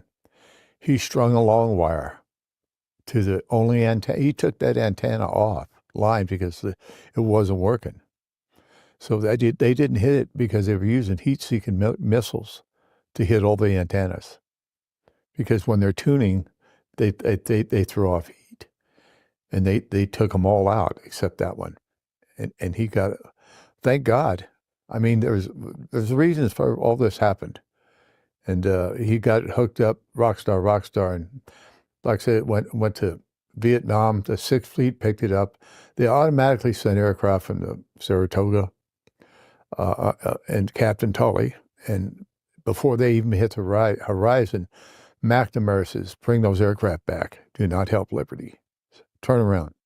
So our Secretary of Defense, this attack could, in theory, since he was able to get that message out, in theory, the attack could have been over. How long after it started? Well, almost immediately. In fact, they could have saved 25 brave American lives, all spies that got killed when the torpedo hit. But instead, if they would have just let those planes come help us. But that wasn't the deal. We were set up by our own government to die. So Robert McNamara, who in interviews thereafter says he doesn't remember a single thing that happened that day. That's what he told the Chicago Tribune. He doesn't remember anything that happened that day. He recalls them back. And then what happened? Then the America and Tully reconfigured their aircraft, and they sent aircraft again because they went to a different command. They wanted, it was their prerogative to go to a different, higher. Because they're thinking, what do you mean pull us back? Like our American. Right. And then LBJ gets on the phone, and his exact words were, I don't give a GD if all those sailors die. I'm not going to embarrass my ally Israel, like I said in the letter. Now, how did he know that if we didn't know it? Who was attacking us?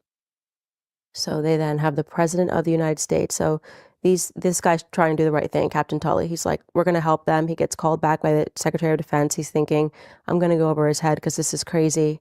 And now the President of the United States is saying, I don't care. I don't give a GD if they die. I am not going to embarrass our friend and ally Israel. So he knew. He knew. And, they destroyed Captain Tully's career, too. They fired him. He got fired for doing that. He was a World War II fighter pilot, very, very highly decorated, good man. In fact, he came to one of our reunions and broke down like a baby and cried. Said, I'm sorry, I couldn't help you. It wouldn't let me. And he took that to his grave. He was a broken man. Wow, I can't even imagine what he went through. Yeah. Having to follow orders when the orders were so demonic. Yes, absolutely. So he gets called back again. This time it's from the President of the United States. And now you are seeing torpedo boats with the Star of David. Now you guys know, and you're thinking, amazing, we're about to get saved. We've got these flags inside. We know who these guys are. Fine. Yeah. We don't know who's attacking us, but we know these are our friends. When did you notice, wait a second, something's not right here? When the old man said, prepare for torpedo hit starboard side, I saw 2 torpedoes go aft. Where the other 2 went, I don't know, but I know where one of them went. It hit in the communications spaces and killed 25 brave young men. And that's one of the reasons I'm here today, to be their voice. Because we're not going to let them die in vain. There's not many survivors left. They're dying out.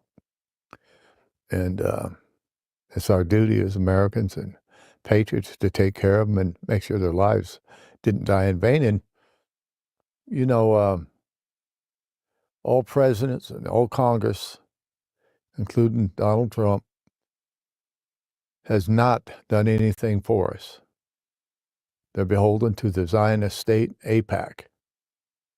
Donald Trump's a new president again. I call on Donald Trump to help us. I mean, we gave our lives and our blood for this country at the hands of the Zionists, Israel. And does he stand with Israel, or does he stand with the United States fighting men that were slaughtered that day by the Zionist state, covered up, same with mistaken identity? I call on you, President Trump, to give the USS Liberty the same courtesy we deserve, or any fighting man that was killed that day. But we don't get it because Israel did it. It's fine as long as Israel did it. It's fine. It was a mistaken identity. It wasn't. Admiral Moore, he had the Moore report. It's a very, very detailed report. He's the longest-serving admiral in the United States Navy. He served as the European commander and the Pacific commander, and two times as chairman of Joint Chiefs. And he says, I'll never believe it was a mistaken identity. And he called on Congress over and over to have an investigation. Congress says there already has been an investigation. There never has been. There's been a board of inquiry by Admiral Isaac Kidd and his his underling, JAG officer, Ward Boston. They completed that investigation in 7 days. Should have taken a year. They never even talked to Israel. They took Israel's word instead of ours. So you're watching, you're on this boat, you see this torpedo hit. That torpedo instantly kills 25 servicemen. And you escape, fortunately, are able to escape this. What is going on in your mind? Because I just am thinking of that moment of consciousness when you think you're going to be saved because you see your friend and your ally, and then suddenly you realize that your friend and your ally is actually killing you, and they're in torpedo boats, so there's no way they know this is an American ship, right? Yes. What's going on in your mind and emotionally in that moment, if you could take yourself back, like how that conscious switch of, wait a second, this is not my friend, I'm being betrayed?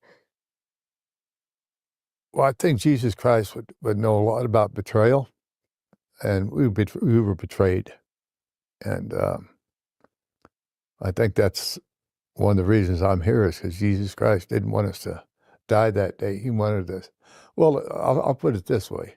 God saved us from God's chosen people. That's what he did. Exactly what he did. We put over 3 life rafts. That's all we had left. They shot all of our life rafts up. We put 3 over. They shot 2 of them. We were going to put our most seriously wounded in them so they'd have a chance at life. They shot 2 out of the water and took 1 aboard the boat as a trophy of the kill. It's in Haifa somewhere. Wow. They took 1 aboard, so there's absolutely no way they did not know that this was an American ship. They take 1 on board as a trophy. They're shooting it out. You are now realizing that you cannot help the wounded. Torpedoes are hitting you. What happens next? Well, when the torpedo hit, we did what we could do for damage control, and we, like I say, put over the life rafts, and they shot them out of the water, and they continued and continued and continued doing that until finally they just quit. And we thought it was over, but it wasn't. They sent over troop-carrying helicopters with Marines in it to board our ship, scuttle the ship, and kill us all. I was on the main deck when they were coming over. What is your condition at that moment? What were you doing on the main deck? I was on the main deck trying to still get people off the main deck. And then they got there, and this Marine, he had his foot on the skid. I thought they were going to come down in a rope or a ladder or whatever. And I just gave him the finger.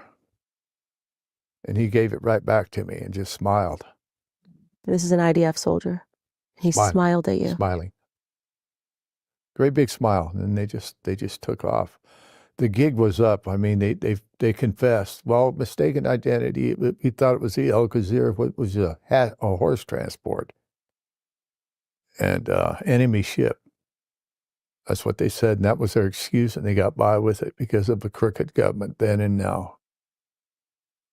I just can't even imagine this. So you're watching your mates die, bleeding, torpedoed, napalm, and you make eye contact with this guy thinking he's going to board the ship. You give him the finger, and he gives you the finger back and smiles at you. Mm-hmm. And then they leave. They leave, and we were left out there for 17 hours for help. This is the part that is so shocking to me because the President of the United States knows that you're under attack. The Secretary of Defense knows that you're under attack. You know that, as you said, Captain Tully tried twice to help save you. They know you're under attack. And you're telling me that after they went away, 17 hours. Take me through what you guys did. How many people at that moment were injured, dying? What was happening on that ship for the next 17 hours? Well, 2/3 of the crew was either dead or wounded. And Doc Kiefer, we had one doc aboard the ship. He had been shot in the abdomen, and both of his knees were shot up. And he operated for 17 hours on people. I helped him in one operation, a guy by the name of Gary Blanchard. He was hit bad. And he says, take my socks off. My feet are hot, hot, hot. So I rubbed his feet, tried to get some circulation. I went over to the side and looked at him, and he says, you think I'm going to die? I said, yeah, I think you are. And Doc cut him open, and he was dead. So that went on all night. Put a few stitches on him and put him over to the side and just kept on doing it. What were some of the last words? Because I'm sure, as you said, many people died. What did they say? I mean, what were the conversations that you recall? You know, Candace, I really didn't recall a whole lot about that. I guess I just blocked it out. I do know that the Lieutenant Commander Armstrong, he died in the mess decks. He was hit up bad too, but I remember he was a heavy smoker. I lit him a couple cigarettes, and then I left, and I came back, and he was dead. So the conversation was just helping people. Everybody was able-bodied, helped them. I was in the walking wounded. A lot of them were walking wounded, and all they did was want to help their fellow shipmates. Bravest crew I've ever seen in my life. I mean, we guys come together like none other. We had none to fight back with but our will and our wits and with God's beautiful hand on us. In fact, when that ship got torpedoed, it was like the hand of God was holding us up because it was going like that, ready to roll over. It just stopped. Unbelievable. And you were just 20 years old. It's just unbelievable. Yes. And so 17 hours later, 2/3 of the crew's dead. What happens? What ship did you see first? What was going through your mind? Well, the first thing we saw was several days later when Admiral Kidd got there, and we told him everything, what happened, and why didn't you come help us, and this and that. And he took off his stars. He says, "I'm just like your dad." He had 4 or 5 of us in a sick bay at the time. Threw his stars out there, and he said, "I'm just like your dad. Please tell me everything you saw." We told him about the machining of the life rafts with the machining gun of all the people, the helicopters, everything that went on. And then he put his stars back on. He says, he got beat red and he got right in my face. He says, "I'm telling you, you better never talk about this again to anybody. I'll make sure you end up in prison, fined, or worse." You know what worse means? I said, "Yes, sir, I do." But he did that to everybody. In fact, they split up everybody. They took them to different bases. There was one fellow, his name is MICHELLEM. He's still got 50 pieces of shrapnel in him right now. They took him to Bremerhaven, Germany, for medical care. He was in a room with a bunch of other people, a lot of different beds. They took him out of that bed. He got his own room, and he was interrogated by an officer. He says, "Your name is no longer LeMay, it's Smith. You know nothing about the USS Liberty. Don't ever talk about it." So you survive living hell. You watch your mates die. You wait 17 hours. And you're thinking, okay, at least now it's over. And instead, you guys get reprimanded. And you're told, essentially, we'll kill you. Yes, it's absolutely. In fact, I didn't talk about it until about 42, 43 years ago. I met my second wife. There was an article in the paper by a person by the name of, oh my goodness, Stan White. He was a chief, master chief. And I felt like the whole world had just come off my shoulders because he was talking. If he was talking, I'm going to start talking. And I haven't shut up since. Wow. This is just unbelievable. Unbelievable. So you're all ordered into silence. And how long, you said, before you started speaking, how many years was that? Well, it was 41, 18 years after the fact. So you stayed silent on this. And I didn't even tell my wife, Lisa, that I was ever in the military. I even forgot what day it happened. That's how far back I pushed it. And like I say, when I read that article, man, I said, now I'm on it. And I mean, the whole thing is, when your own government betrays you, and it still betrays you, and every congressman betrays you, say, what you saw, you really didn't see. What you heard, you really didn't hear. That's pretty bad. They're calling us liars, Nazis, and Jew haters, our own Congress. And I tell you what, I'd like to call out Charlie Kirk and Ben Shapiro with this conspiracy theory stuff. If you think it's a conspiracy, debate me live on TV. I'd be glad to debate you. And my shipmates will be there too if you want them. Debate us if you think it's a conspiracy theory. Or do you have the courage? I don't think you got the courage. I think you're cowards. Can I explain the USS Liberty incident? Sure. So the USS Liberty incident is very frequently used by anti-Semites to suggest that Israel deliberately targets American ships and then pays no penalty. So both American naval records and Israeli Air Force records suggest that there was a case of mistaken identity wherein USS Liberty was in the Mediterranean in a place they were not supposed to be. Israel thought that it was an Egyptian ship and shot it. That's the actual full story. Now, there are a bunch of conspiracy theories on actually both sides of this. There's a conspiracy theory on the American side that suggests that Israel, for no reason that can be discerned, decided to shoot up an American ship to accomplish no one really can explain what. And then on the other side, there is a theory that I've not seen a lot of support for, that the USS Liberty was being used as a transmission vessel to send Israeli military locations to the Egyptians during the 67 war, and Israel knew that and shot it. Again, I think the evidence is lacking on both of those things. Again, there have been multiple naval investigations of the USS Liberty incident. They all come down on the same side, which is that this is a mistaken case of allied, quote-unquote, friendly fire.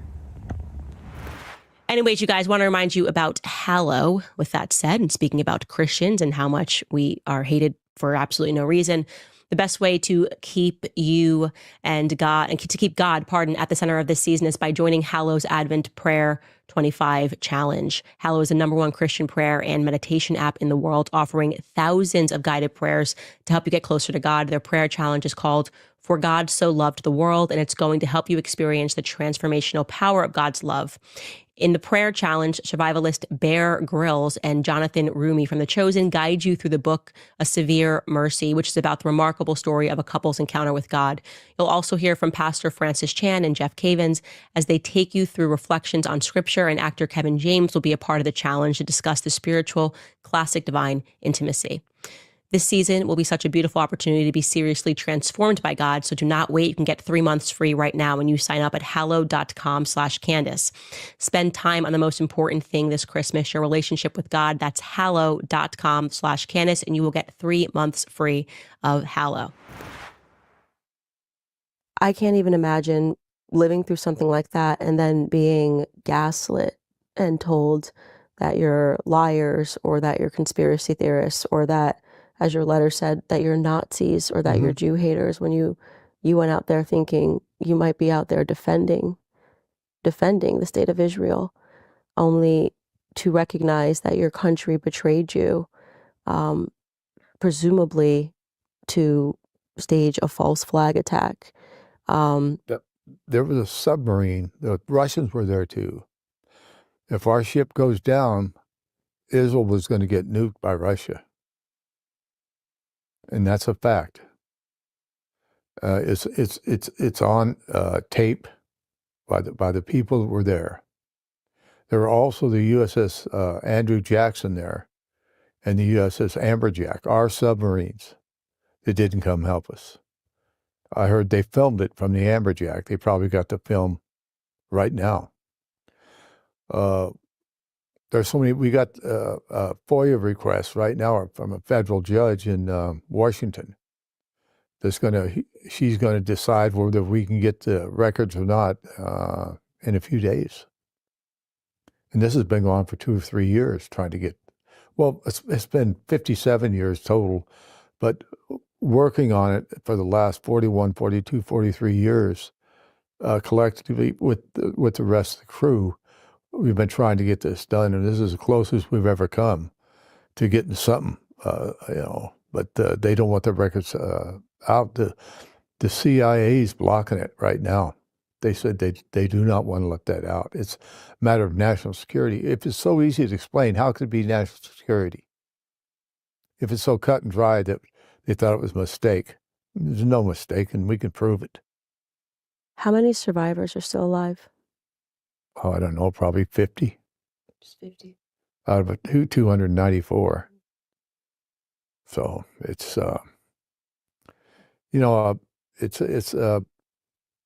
they just didn't attack our ship. They attacked you, all of you guys, all of America. They attacked us. It was an act of war and war crimes, and they don't want to investigate it. I want to speak a bit about Lyndon Baines Johnson because there is a picture that seems to be emerging. And so I guess I'll sort of ask questions because there's other big events from around that time period that are similarly classified in a way that doesn't really make sense. Lyndon Baines Johnson, the nation did not vote for him to be president of the United States, obviously. Yes. JFK was assassinated. And it is a fact that prior to his assassination, he was adamant that he wanted AIPAC, which I think was going by a different name at that time, to register as a foreign agent, and that they had ignored his demand that they register as a foreign agent.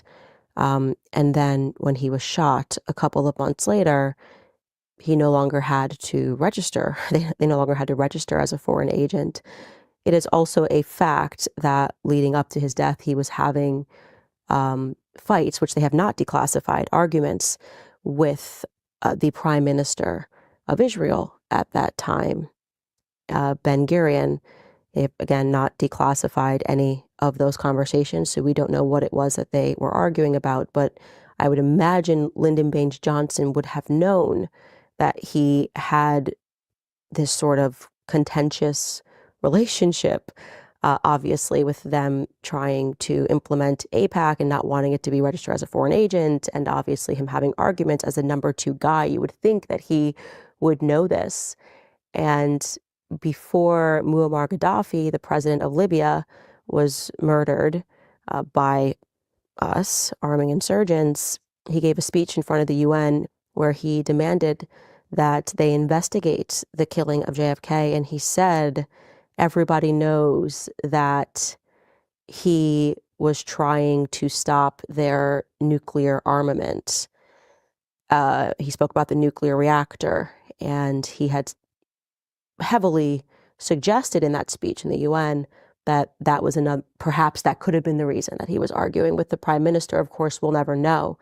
And so it's quite shocking to know that information, to realize that JFK got killed, and to also know that the person who allegedly shot him, Lee Oswald Harvey, said he didn't shoot him, didn't kill him, and then he was shot by a guy named Jacob Rubinstein, who Muammar Gaddafi alleges was also an Israeli national. Maybe he had dual citizenship, I'm not sure, because again, we don't have the files.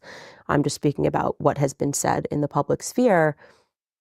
It's kind of shocking that Lyndon Baines Johnson would be such an ally to Israel, so much so that he would tell people, I don't care if American sailors die, I'm not going to embarrass Israel, which means he didn't inherit JFK's frustration with the nation. He did not. If you remember, he says, you had a friend in JFK of Israel, but I'm going to be a much better friend. You have a better friend than you ever did. You know what? Actually, I don't know if you had read this article. This really shocked me. This was published in the Jerusalem Post in 2008. The article is entitled "A Friend Indeed." I'll just read a bit of it. A few weeks ago, the Associated Press reported the newly released tapes from U.S. President Lyndon Johnson's White House office, which showed LBJ's, quote, personal and often emotional connection to Israel. The news agency pointed out that during the Johnson presidency, the United States became Israel's chief diplomatic ally and primary arms supplier. But the news report does little to reveal the full historical extent of Johnson's actions on behalf of the Jewish people in the state of Israel. Most students of the Arab-Israeli conflict can identify Johnson as the president during the 1967 war, but few know about LBJ's actions to rescue hundreds of endangered Jews during the Holocaust, actions that could have thrown him out of Congress and into jail. Indeed, the title of righteous Gentile is certainly appropriate in the case of the Texan, whose centennial year is being commemorated this year. It then goes on and speaks about how he, while serving as a young congressman, arranged for visas to be supplied to Jews that were in Warsaw and oversaw the apparently illegal immigration of hundreds of Jews through the port of Galveston, Texas. A key resource for uncovering LBJ's pro-Jewish activity is the unpublished 1989 doctoral thesis by a student named Louis Gamelach, a University of Texas student.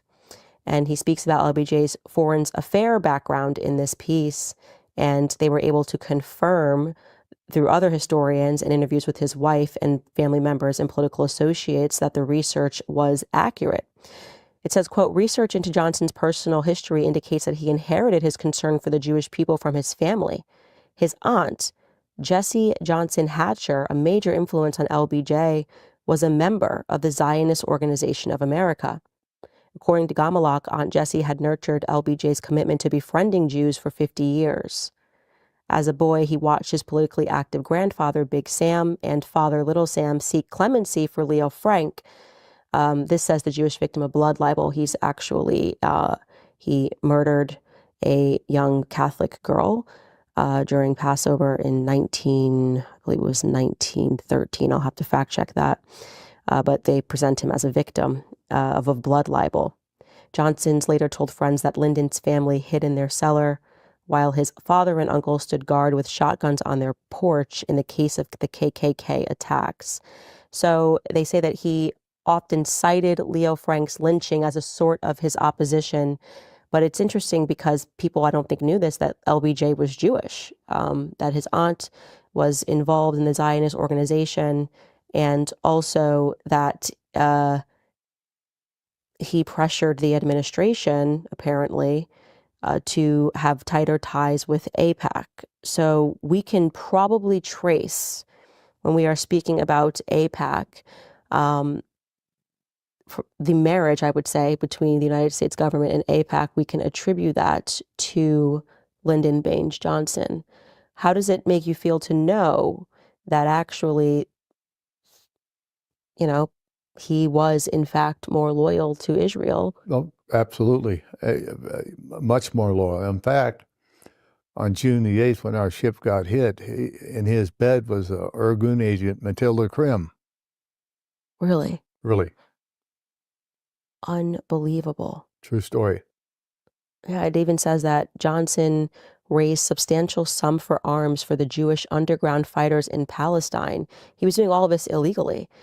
He armed the Jewish underground of quote-unquote freedom fighters and did all of this alongside his closest advisors were strong pro-Israel advocates. Benjamin Cohen, who 30 years earlier was the liaison between the Supreme Court Justice Louis Brandeis and Chaim Weizmann, and Abe Fortas, the legendary Washington insider.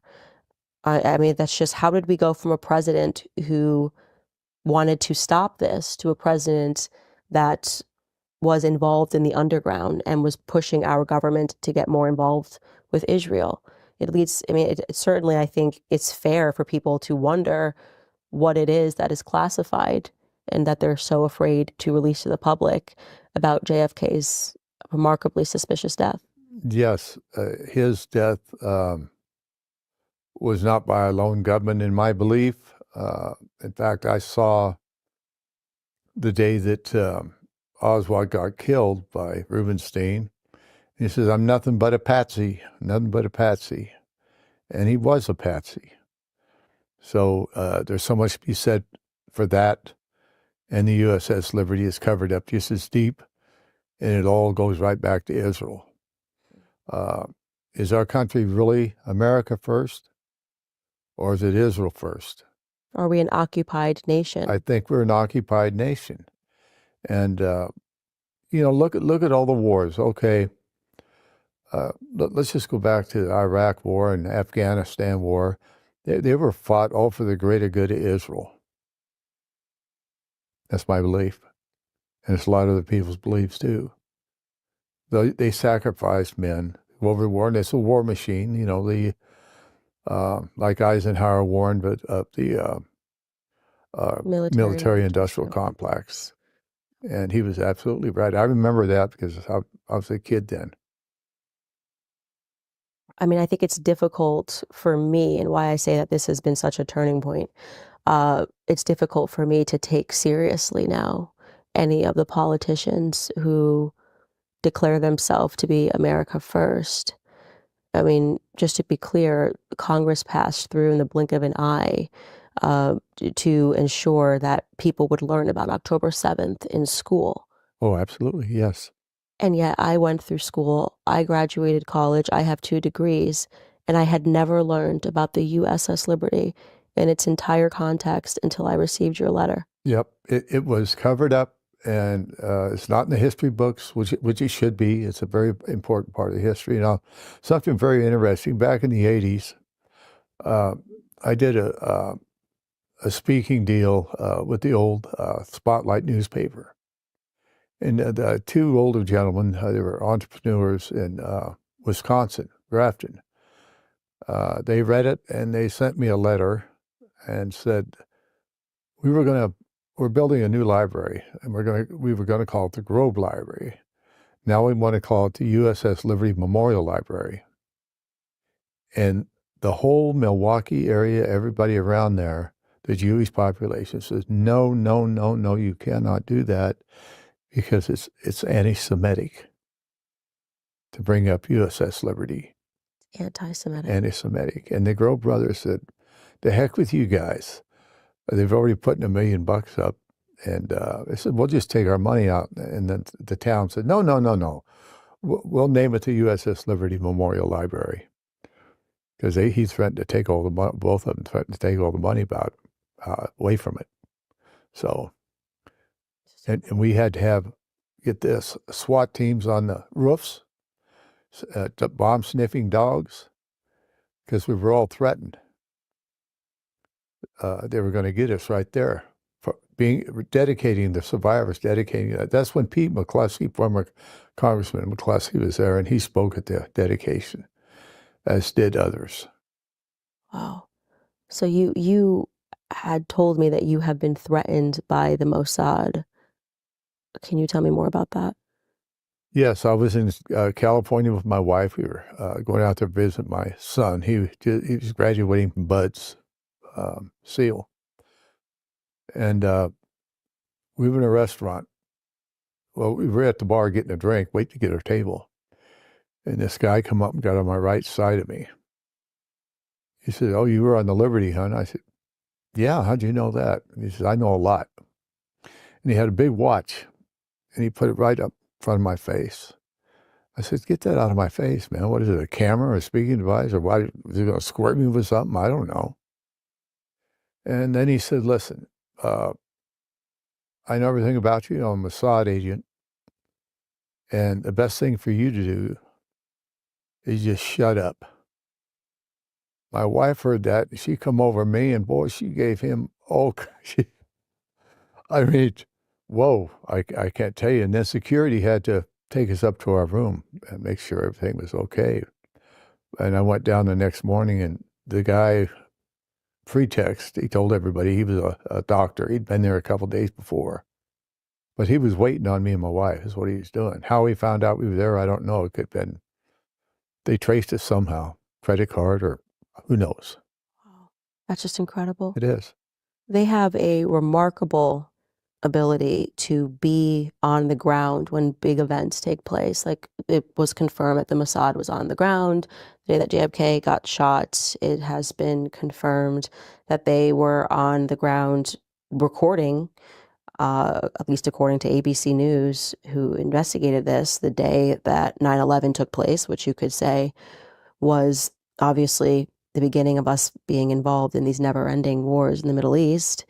And obviously the USS Liberty, they got caught executing another false flag at the exact same time, the Lavon affair, which they were going to murder Americans in order to drag us into war with Egypt. So I don't know if that was before or after the US Liberty, but there's a lot of, I mean, you can't say that Israel is not involved in false flags because the Lavon affair proves that they are. King David Hotel. King David Hotel means exactly proves that they are.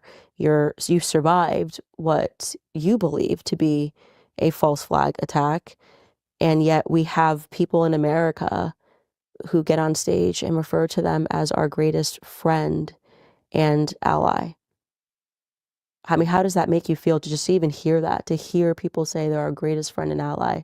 And by the way, I want to be clear, I count myself among those people. For the first 6 years of my career, I genuinely had no idea. Most people don't, and it makes me furious. It really does. They're not our best friend. They're not our ally. They got more money when they murdered my shipmates than they ever got in their entire existence. And the Israelis said they paid $6 million. They didn't pay $6 million to our ship. Our own government did. The ship alone was worth $40 million. And they settled for $6 million. The most seriously wounded got some. And they very well should have, and of course, the dead. Most of the crew got $200 and an order to shut up. Then I was ordered to sign that, where I could never sue Israel or the United States, which I signed it gladly. You signed it. Because you were ordered to sign it, which means you could never sue Israel or the United States for what you survived. Yeah. And that was under duress. And I don't think it's worth the paper it's written on. I don't think it's worth anything. No, of course. It's not worth anything. But that's what they did to us, and they continue to do it. They can't wait till we're dead. We're all dying out. We're getting older. I'm 78, and I got guys that are 85, close to 90. Some of them can't even get out of their house much anymore, or they got disease or whatever, We lost 3 or 4 in the last year. Cancer and things like that, and but I'm not going to give up till my dying breath. I'm going to be here speaking the truth, and we plan on trying to get together a speaking tour around the country for survivors to speak to the public and tell them about our government and the Israeli government. As far as I'm concerned, Candace, they set us up. Israel were the hitmen. And our government paid them to hit us. And then when we didn't sink, they tell us that it was mistaken identity. Us, the survivors, that they thought we were somebody else. They shot 2 of our flags down, and we put up another one, 7x13. They say they didn't see that one either.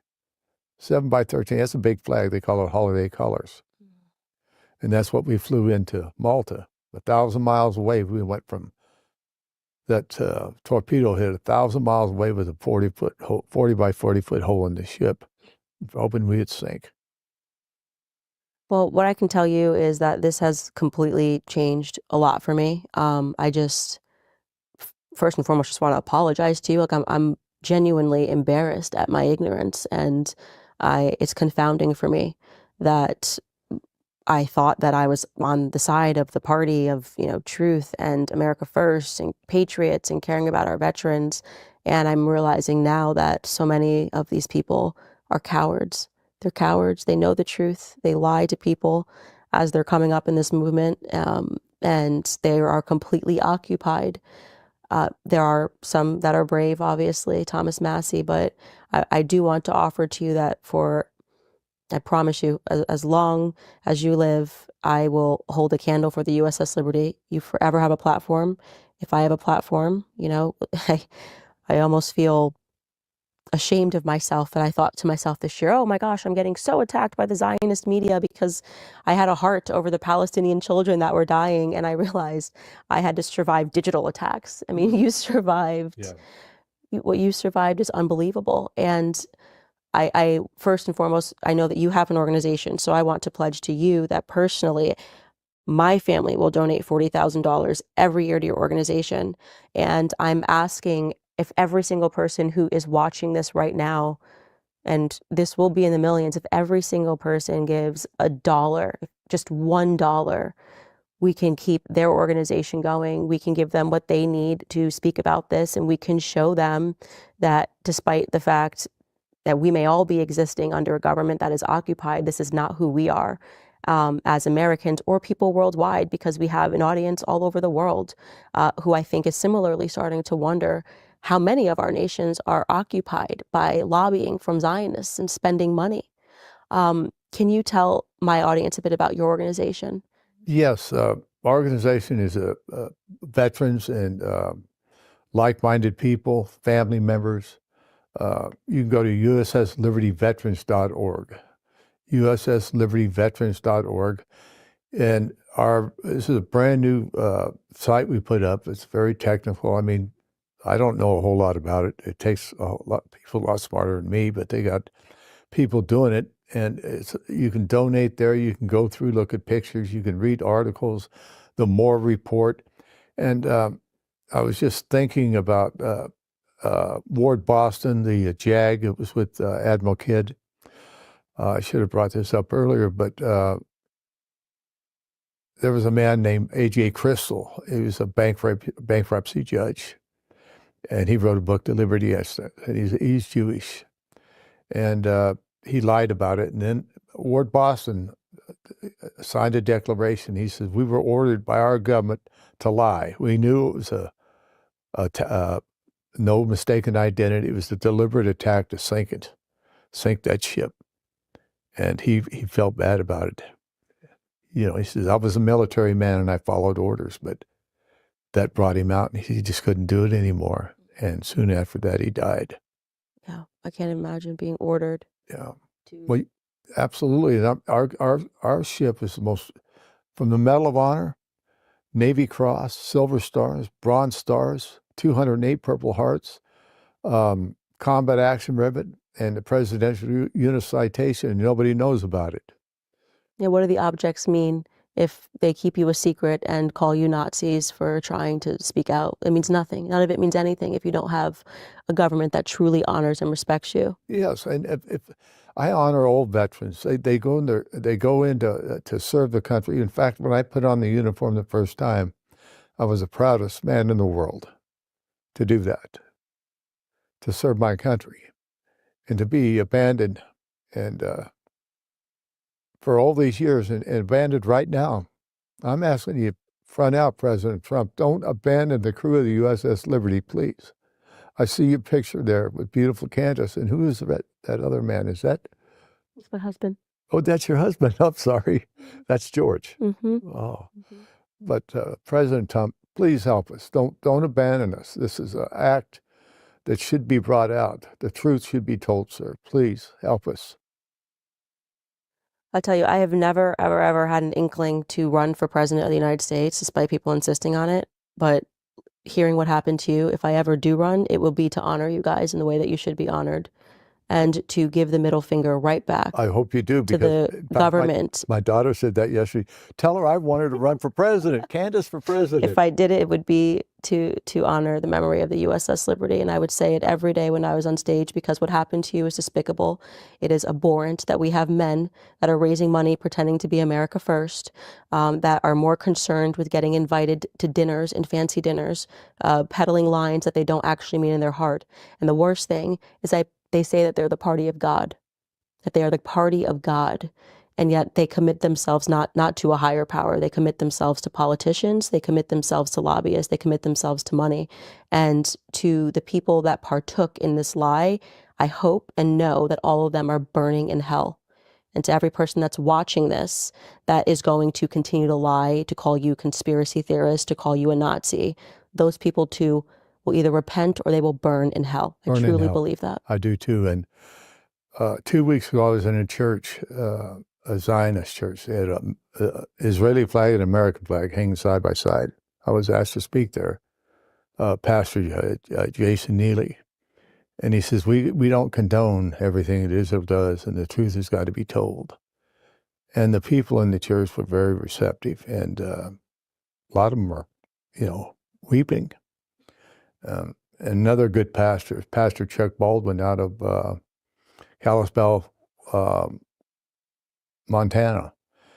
he's on our side, and he doesn't teach. He teaches what's really in the Bible, not what they want you to believe. Well, obviously, the Zionists funded the Schofield Absolutely. Bible, so The Schofield Bible. that's a whole nother episode that I've is. got to get into to teach people real history. Other than going to your website and supporting you, is there anything else that we can do and that we can send our audience to? Well, we need their hopes and their prayers.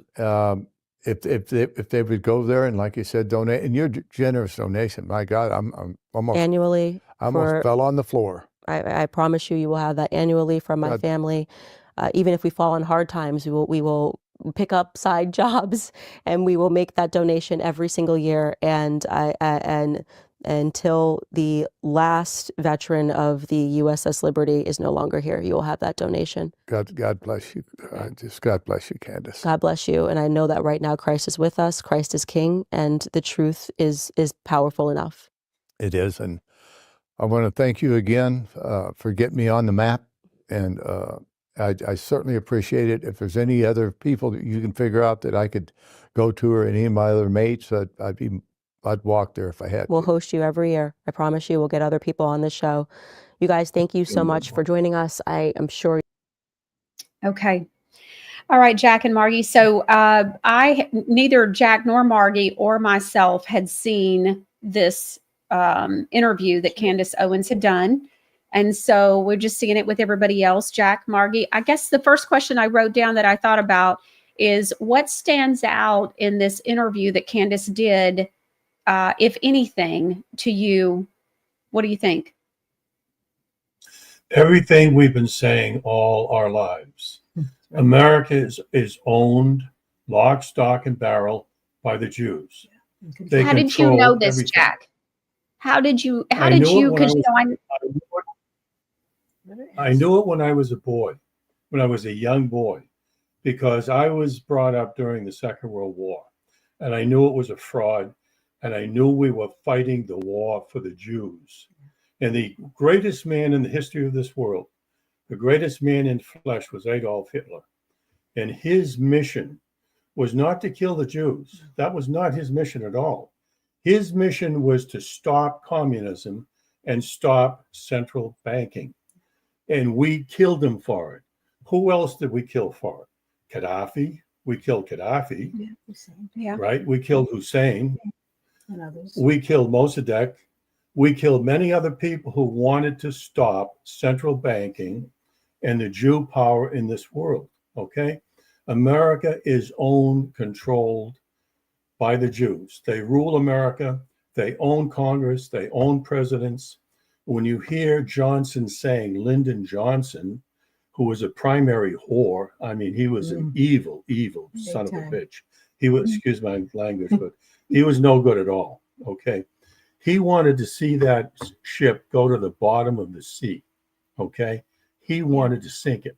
That was a setup to take down that. Even Phil said that their biggest, sin was living. Yes. Yes, they that's survived. correct. You have to understand the history is so complex and it's so interwoven. And, we've spoken of this before, and I don't want to belabor the point, all the things that took place, but this has been of a conspiratorial nature forever, because there's been a long-standing plan. And the long-standing plan was to use America, the nation of America, her wealth and her expertise for people, to use them for evil ends. But the people of this country didn't know it, and many of them still don't know it. Now, we've been used to aid and abet the most evil forces on this planet. And I, for one, I can't stomach it. And you asked how we knew. I was an only child. And so I spent a lot of time in the company of other adults, because when you're one, people will take you any place. So I would be in the living room or the other room, listening, reading my book or something, and hearing what was going on. And I often got into discussions, and several of my family on my mother's side and a couple on my dad's side were very interested in politics and geopolitics. And they all, for some reason, understood that Israel was evil. And it wasn't that they didn't like Jews per se, because they had Jewish friends. but they understood that this policy that was going on in Israel was evil and that they were murdering innocent people to take more and more land. And to me, I was probably, I don't know, 8, 9, 10 years old, I understood that this is evil and wrong. You don't steal. Thou shalt not steal. And that goes to everybody. You don't take somebody's land because you think that your ancestors might have come from there. And the truth is that most of the people that went to Israel have absolutely no Semitic blood in them. They were part of the original people of Judea. The Palestinians were, and still are, of that lineage, but not the people that call themselves Jews. And if you understand Johnson was a player. He was a manipulator and a deal broker. And he was not well liked by a lot of people.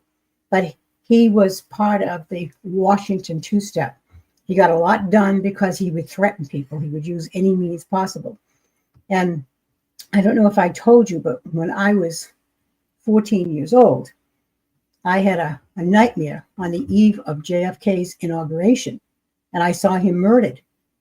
And I woke up screaming in the middle of the night, scared the heck out of my parents. And they're trying to calm me down. Everything's fine. It's not nothing. And you know what happened 3 years later. And it was weird because when I had that nightmare, I didn't recognize it. I had never been to Dallas. But it was exactly as it happened. Jackie had the pillbox hat, the pink suit, the whole bit. And it was so chilling to me because I felt like God sent me that for a reason. And I never, ever could stand Lyndon Johnson. That was a bad compromise that the Democrats forced on Kennedy. I never could stand him. And it was almost like I had a sense that he was going to try to do something that would manipulate Kennedy out of office, because Kennedy was loved by the people, good, bad, or indifferent. He was loved by most of the people. And Johnson gained. Johnson got the presidency because the Jews killed Kennedy. They're the ones that had him killed. Correct. And all this other nonsense, it was this guy, it was that guy. It was a combination. The CIA was certainly involved. So was the Mossad. And probably so was the Mafia, too, because they all worked together because they had their own selfish ends. And putting Johnson in was a big part of it because he wanted to do what Israel wanted, because he was a Jew, but people didn't know that. So if you look at the politics, it goes way back, way back. And now we're here again with the same situation. We have the same things going on in this country. And if people dare say anything about it, they're hypocrites, they're liars, or they're anti-Semitic. I remember what happened at the Liberty because at the time it was 1967 and I was 8.5 months pregnant with my second child, my son Greg.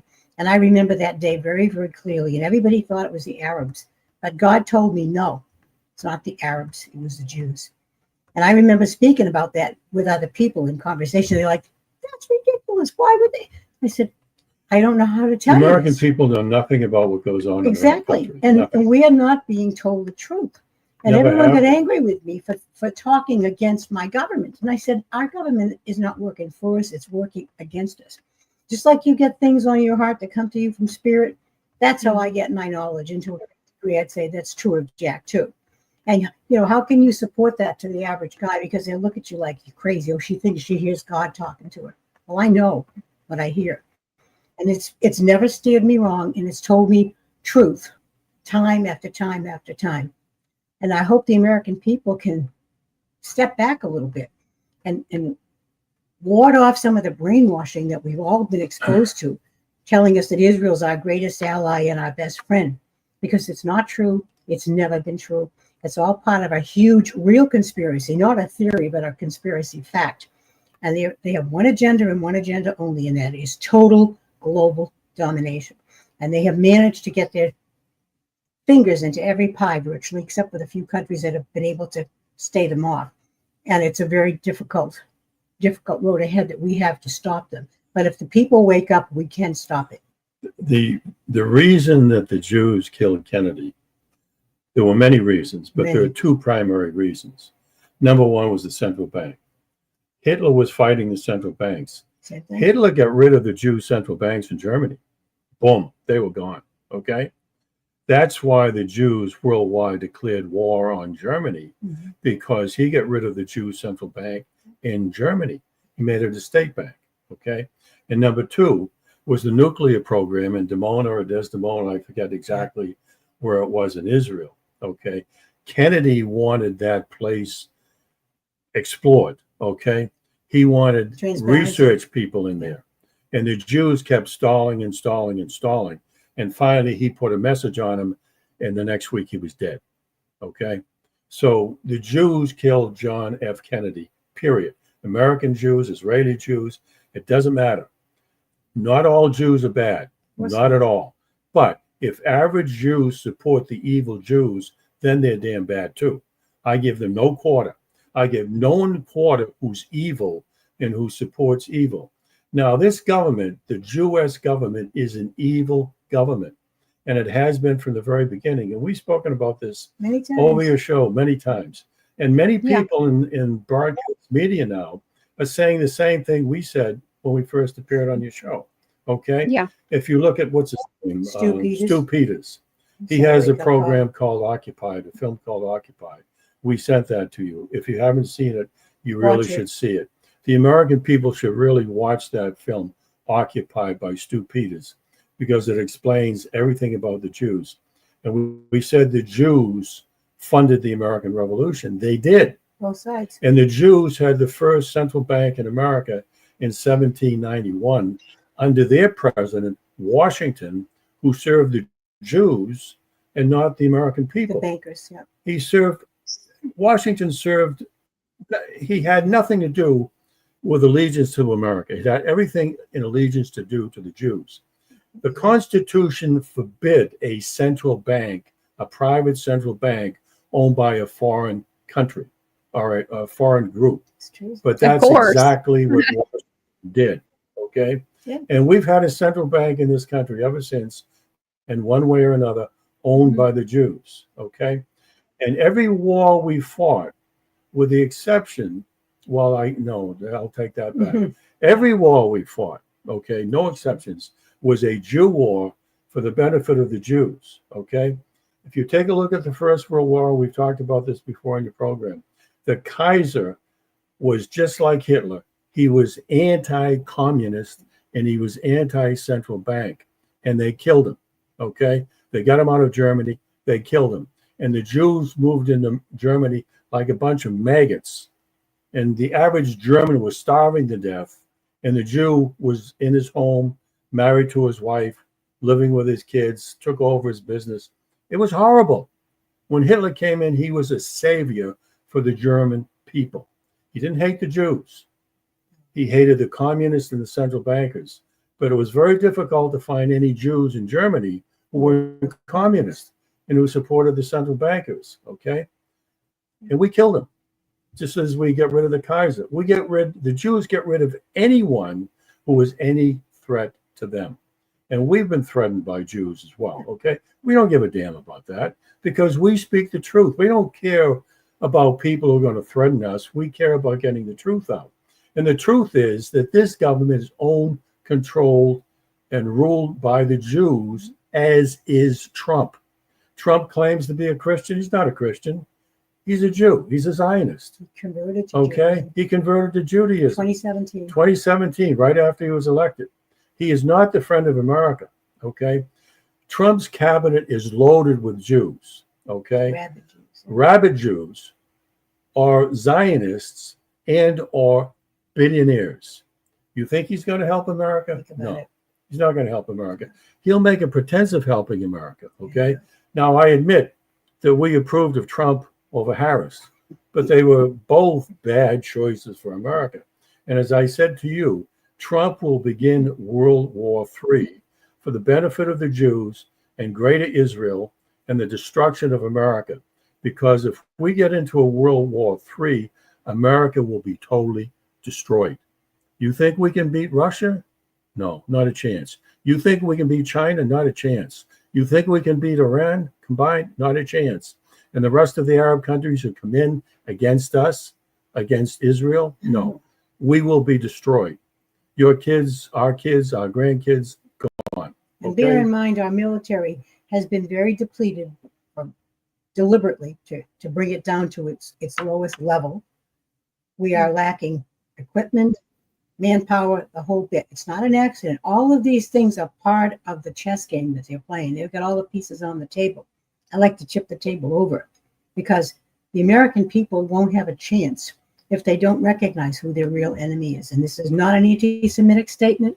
This is not against the Jew per se. This is against the evil deeds that are being done by the people who run the country of Israel and run the United States. That's why we call them the United States. I've used that term a long time because they're controlling us, Michelle. Everything that goes on in this country, they got their fingers on it. And if we sit back as Americans and we don't do anything, it's on us. We have to let them know.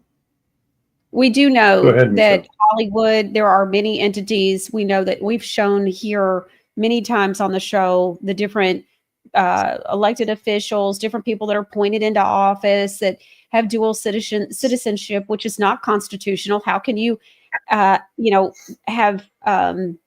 loyalties to more than one country and serve? So that's something that I think a lot of people don't understand. First of all, don't necessarily know that they have dual citizenship. But anyways, and then also need to understand that you can't have a dual citizenship and be running or be serving in a big high up position, serving for the country, and think that that's going to be okay. Okay, so let's look at a couple of things. R.L. Wagg says, I had no idea that the Schofield Bible was Zionist backed. I never knew this. One of the things that I want to say also, I want to go back to something, is that I always want to make sure that we make this very clear. So when we talk about, like, for example, the CCP, which is in China, the CCP is evil. That's their deep state. But that doesn't mean that we think that the Chinese people are evil. And it's the same thing with the American people. As a whole, we don't even understand or know necessarily. We've just been learning in the last 6 to 8 years, 10 years at the most, for most of us, what is really going on. And the true histories and different things. And so, just because the deep state and those at the top and our presidents that were in on whatever, like baby Bush. And so, Bush 43 was clearly in on the 9/11 stuff. His dad was no better, just as bad as, or if not as worse.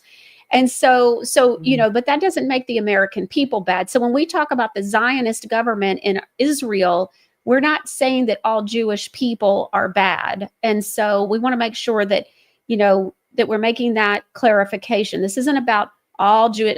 We're not, saying that. And so I want to make sure about that. I thought Phil did a very great job, representing the U.S. Liberty survivor, the USS Liberty survivors. I wanted to point out a couple of things that he said. I thought it was interesting that he didn't even know really what he was out there for. He said that they were told to map the bottom of the ocean. He said that we were set up by our own government to have another government to have their way with us. Israel did all the killing and the U.S. did all the covering up. He said that the ship had CIA and NSA spies.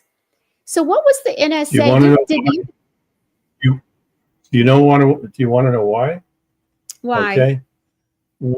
The United States government participated in that 6-day war, or the Arabs would have blown apart Israel. We participated in that war. The United States of America gave troops, gave support, gave everything to Israel to defeat the Arabs. And without our support, the Jews would have lost. And that ship was tracking that information. Now, can I prove that? I can't. Common sense. But based upon the information I received, that's exactly what happened. And the Jews did not want that known. Okay. They wanted to destroy that ship that was transporting and receiving that information. All right. And Johnson didn't want it known. No. And McNamara didn't want it known. Let's get back to our government right now. Okay. Mm-hmm. Massey, it'd be Representative Massey, it would be interesting though to ask Phil about that, if Phil knows anything that could confirm that.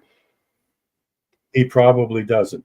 But why do you think there were so many NSA and CIA people there? Okay, that's not typical. They were tracking what was going on, and Israel did not want that information to reach the world because there was a guy named Moshe Dayan who was the general at that time, and he was the big I am, and he wanted all the credit.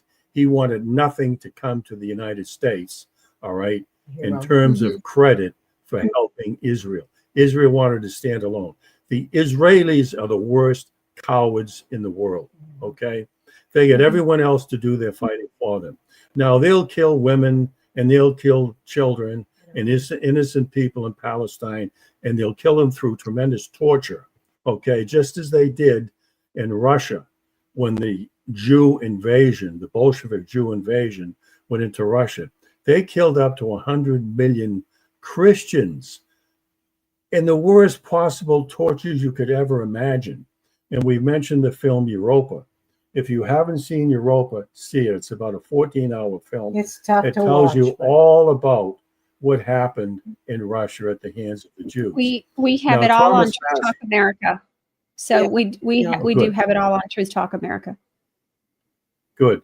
Thomas Massey said that every member of Congress has a Jew handler, okay, who tells him how to vote in our own country and for the Jews, okay? Every congressman has a Jew handler, Yes. whether it be Democrat or Doesn't Republican, matter. all right? And most of those people, as you mentioned earlier, are dual citizens with Israel. They're traitors. We have traitors ruling It's treason. this country, and the American treason. people are doing zero.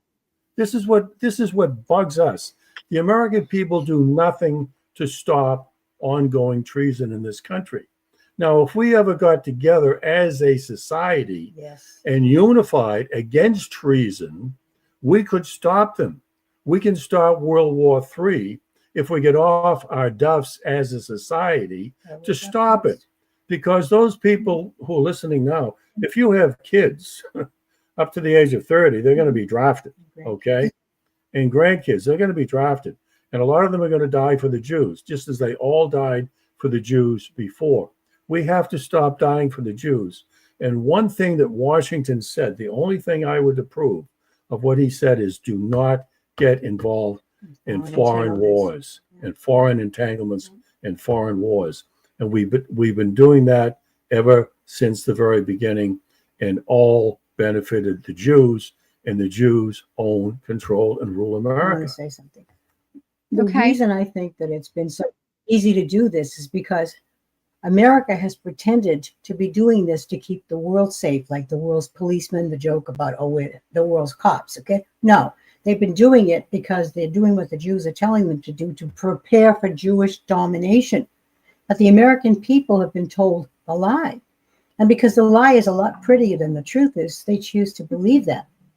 I mean, it's a very difficult thing to talk about with people because most decent people don't want to feel like, oh, I have a bias against this person and I'm prejudiced. No, it's not it's about true. that. It's It's true. about telling the truth, and we have to recognize it. If somebody brings you a gift and inside the box is a poisonous snake, and you don't do anything about removing that poisonous snake, it's going to get around your house and it might kill your dog or your kid. Okay? Well, we've got poisonous snakes everywhere in Congress, everywhere in the bureaucracy, even in the cities and towns.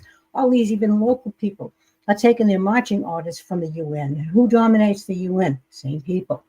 It's not a joke. It's sad and it's real. And I give this Phil, a great deal of credit Yes, for do coming I. forward and speaking as he did. And I can tell it was emotional and painful for him, but he did a very good job of keeping himself focused and of, I think expressing his grief, but at the same time being measured about it. I think he did a wonderful job. It's a tragedy that these guys suffered and died the way they did. Who would believe that the president of this country at the time and the Secretary of Defense would say, yeah, call the place. They're And the traitors. guys that They're went back and traitors. didn't help them, that took those unlawful, unconstitutional orders, they're just as bad because they should have done the right thing. And they were more worried about their career path than they were about saving their fellow Americans. And that's a disgrace. a national The disgrace. captain of that ship, the aircraft carrier, that sent off the planes to help the Liberty, okay? When McNamara gave that order, if I were that captain, I would say, I do not obey unconstitutional orders, sir. It's treason. You are a traitor, okay? Yeah. I will follow my orders. Yeah. And my orders are to save our people, okay? So McNamara was a traitor. Johnson was a traitor. Almost every president we've had in this country for the past 150 years have been traitors. Almost every one. With a very, very, I would give Kennedy an exception on that, Yeah, me okay? But the rest of them were traitors, okay? They are not pro-American. They are pro-Jew. They are pro-central bank. Okay. They are pro-totalitarianism. If you think we have freedom in this country, you're crazy. We don't have freedom in this country. Okay. We have the illusion of freedom. Illusion of freedom. But if you really want to test freedom, get in your car without plates and drive down the street, and you might get killed. Okay. Don't pay your taxes. Okay. And you might get killed. We don't have real freedom in this country. Freedom is without restrictions. We have restrictions everywhere, Michelle. Everywhere. You know this. Okay. Well, one last thing I want to say is the CIA blocking coming out with all of the documents for matter of national security is another bad thing. So very suspect. It'll be interesting when Trump gets in office to see if all of that gets released. It'll be interesting. I mean, there's only a matter of time, and we're going to find out where Trump stands on all of this. I don't necessarily, I haven't given up hope on Trump. And so I personally think that it could all come out. So we'll see what happens. But we're going to know. We're all going to know. And so at some point, but thank you so much for the two of you being here and weighing in on this. I have already heard from Phil. I reached out to him, and so we'll be seeing about having him on the show next week. Wonderful. Excellent. Good for that you. would be very good, Michelle. Thank you so much, guys. All right. Well, that was a lot. All right. So I hope that you enjoyed seeing the interview with Candace. She actually also had tweeted out saying that this was her highest debut show interview ever. So that was great. It was a great job. She did a great job. And she says, thank you. And she says that thank you, Phil, for trusting me with your story. And thank you for gifting me what is now my new favorite hat. She's got a hat with the USS Liberty on it. She says, waking up to the news that this episode is trending worldwide makes me so very proud. I am proud to stand by the survivors of the horrific false flag attack. And so executed by Israel to drag Americans into war. This was Israel's second attempted false flag attempt for the Levant affair. She says, and it positively, I think she means, and it's positively despicable that American students learn of neither of these despicable acts because of our bought for and blackmailed leaders in D.C. and party journalists.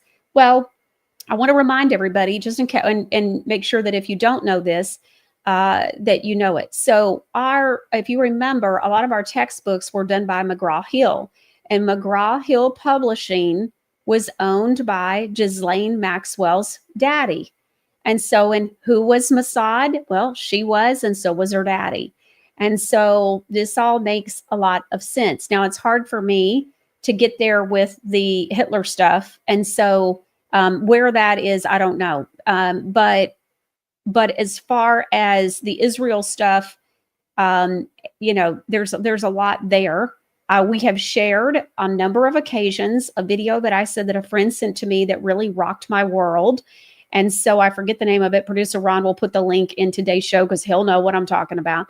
And so we'll put that in today's show, but it's about an hour-long video, and it talked about Israel and just, since when do we have just a country that we're supposed to just back like blindly?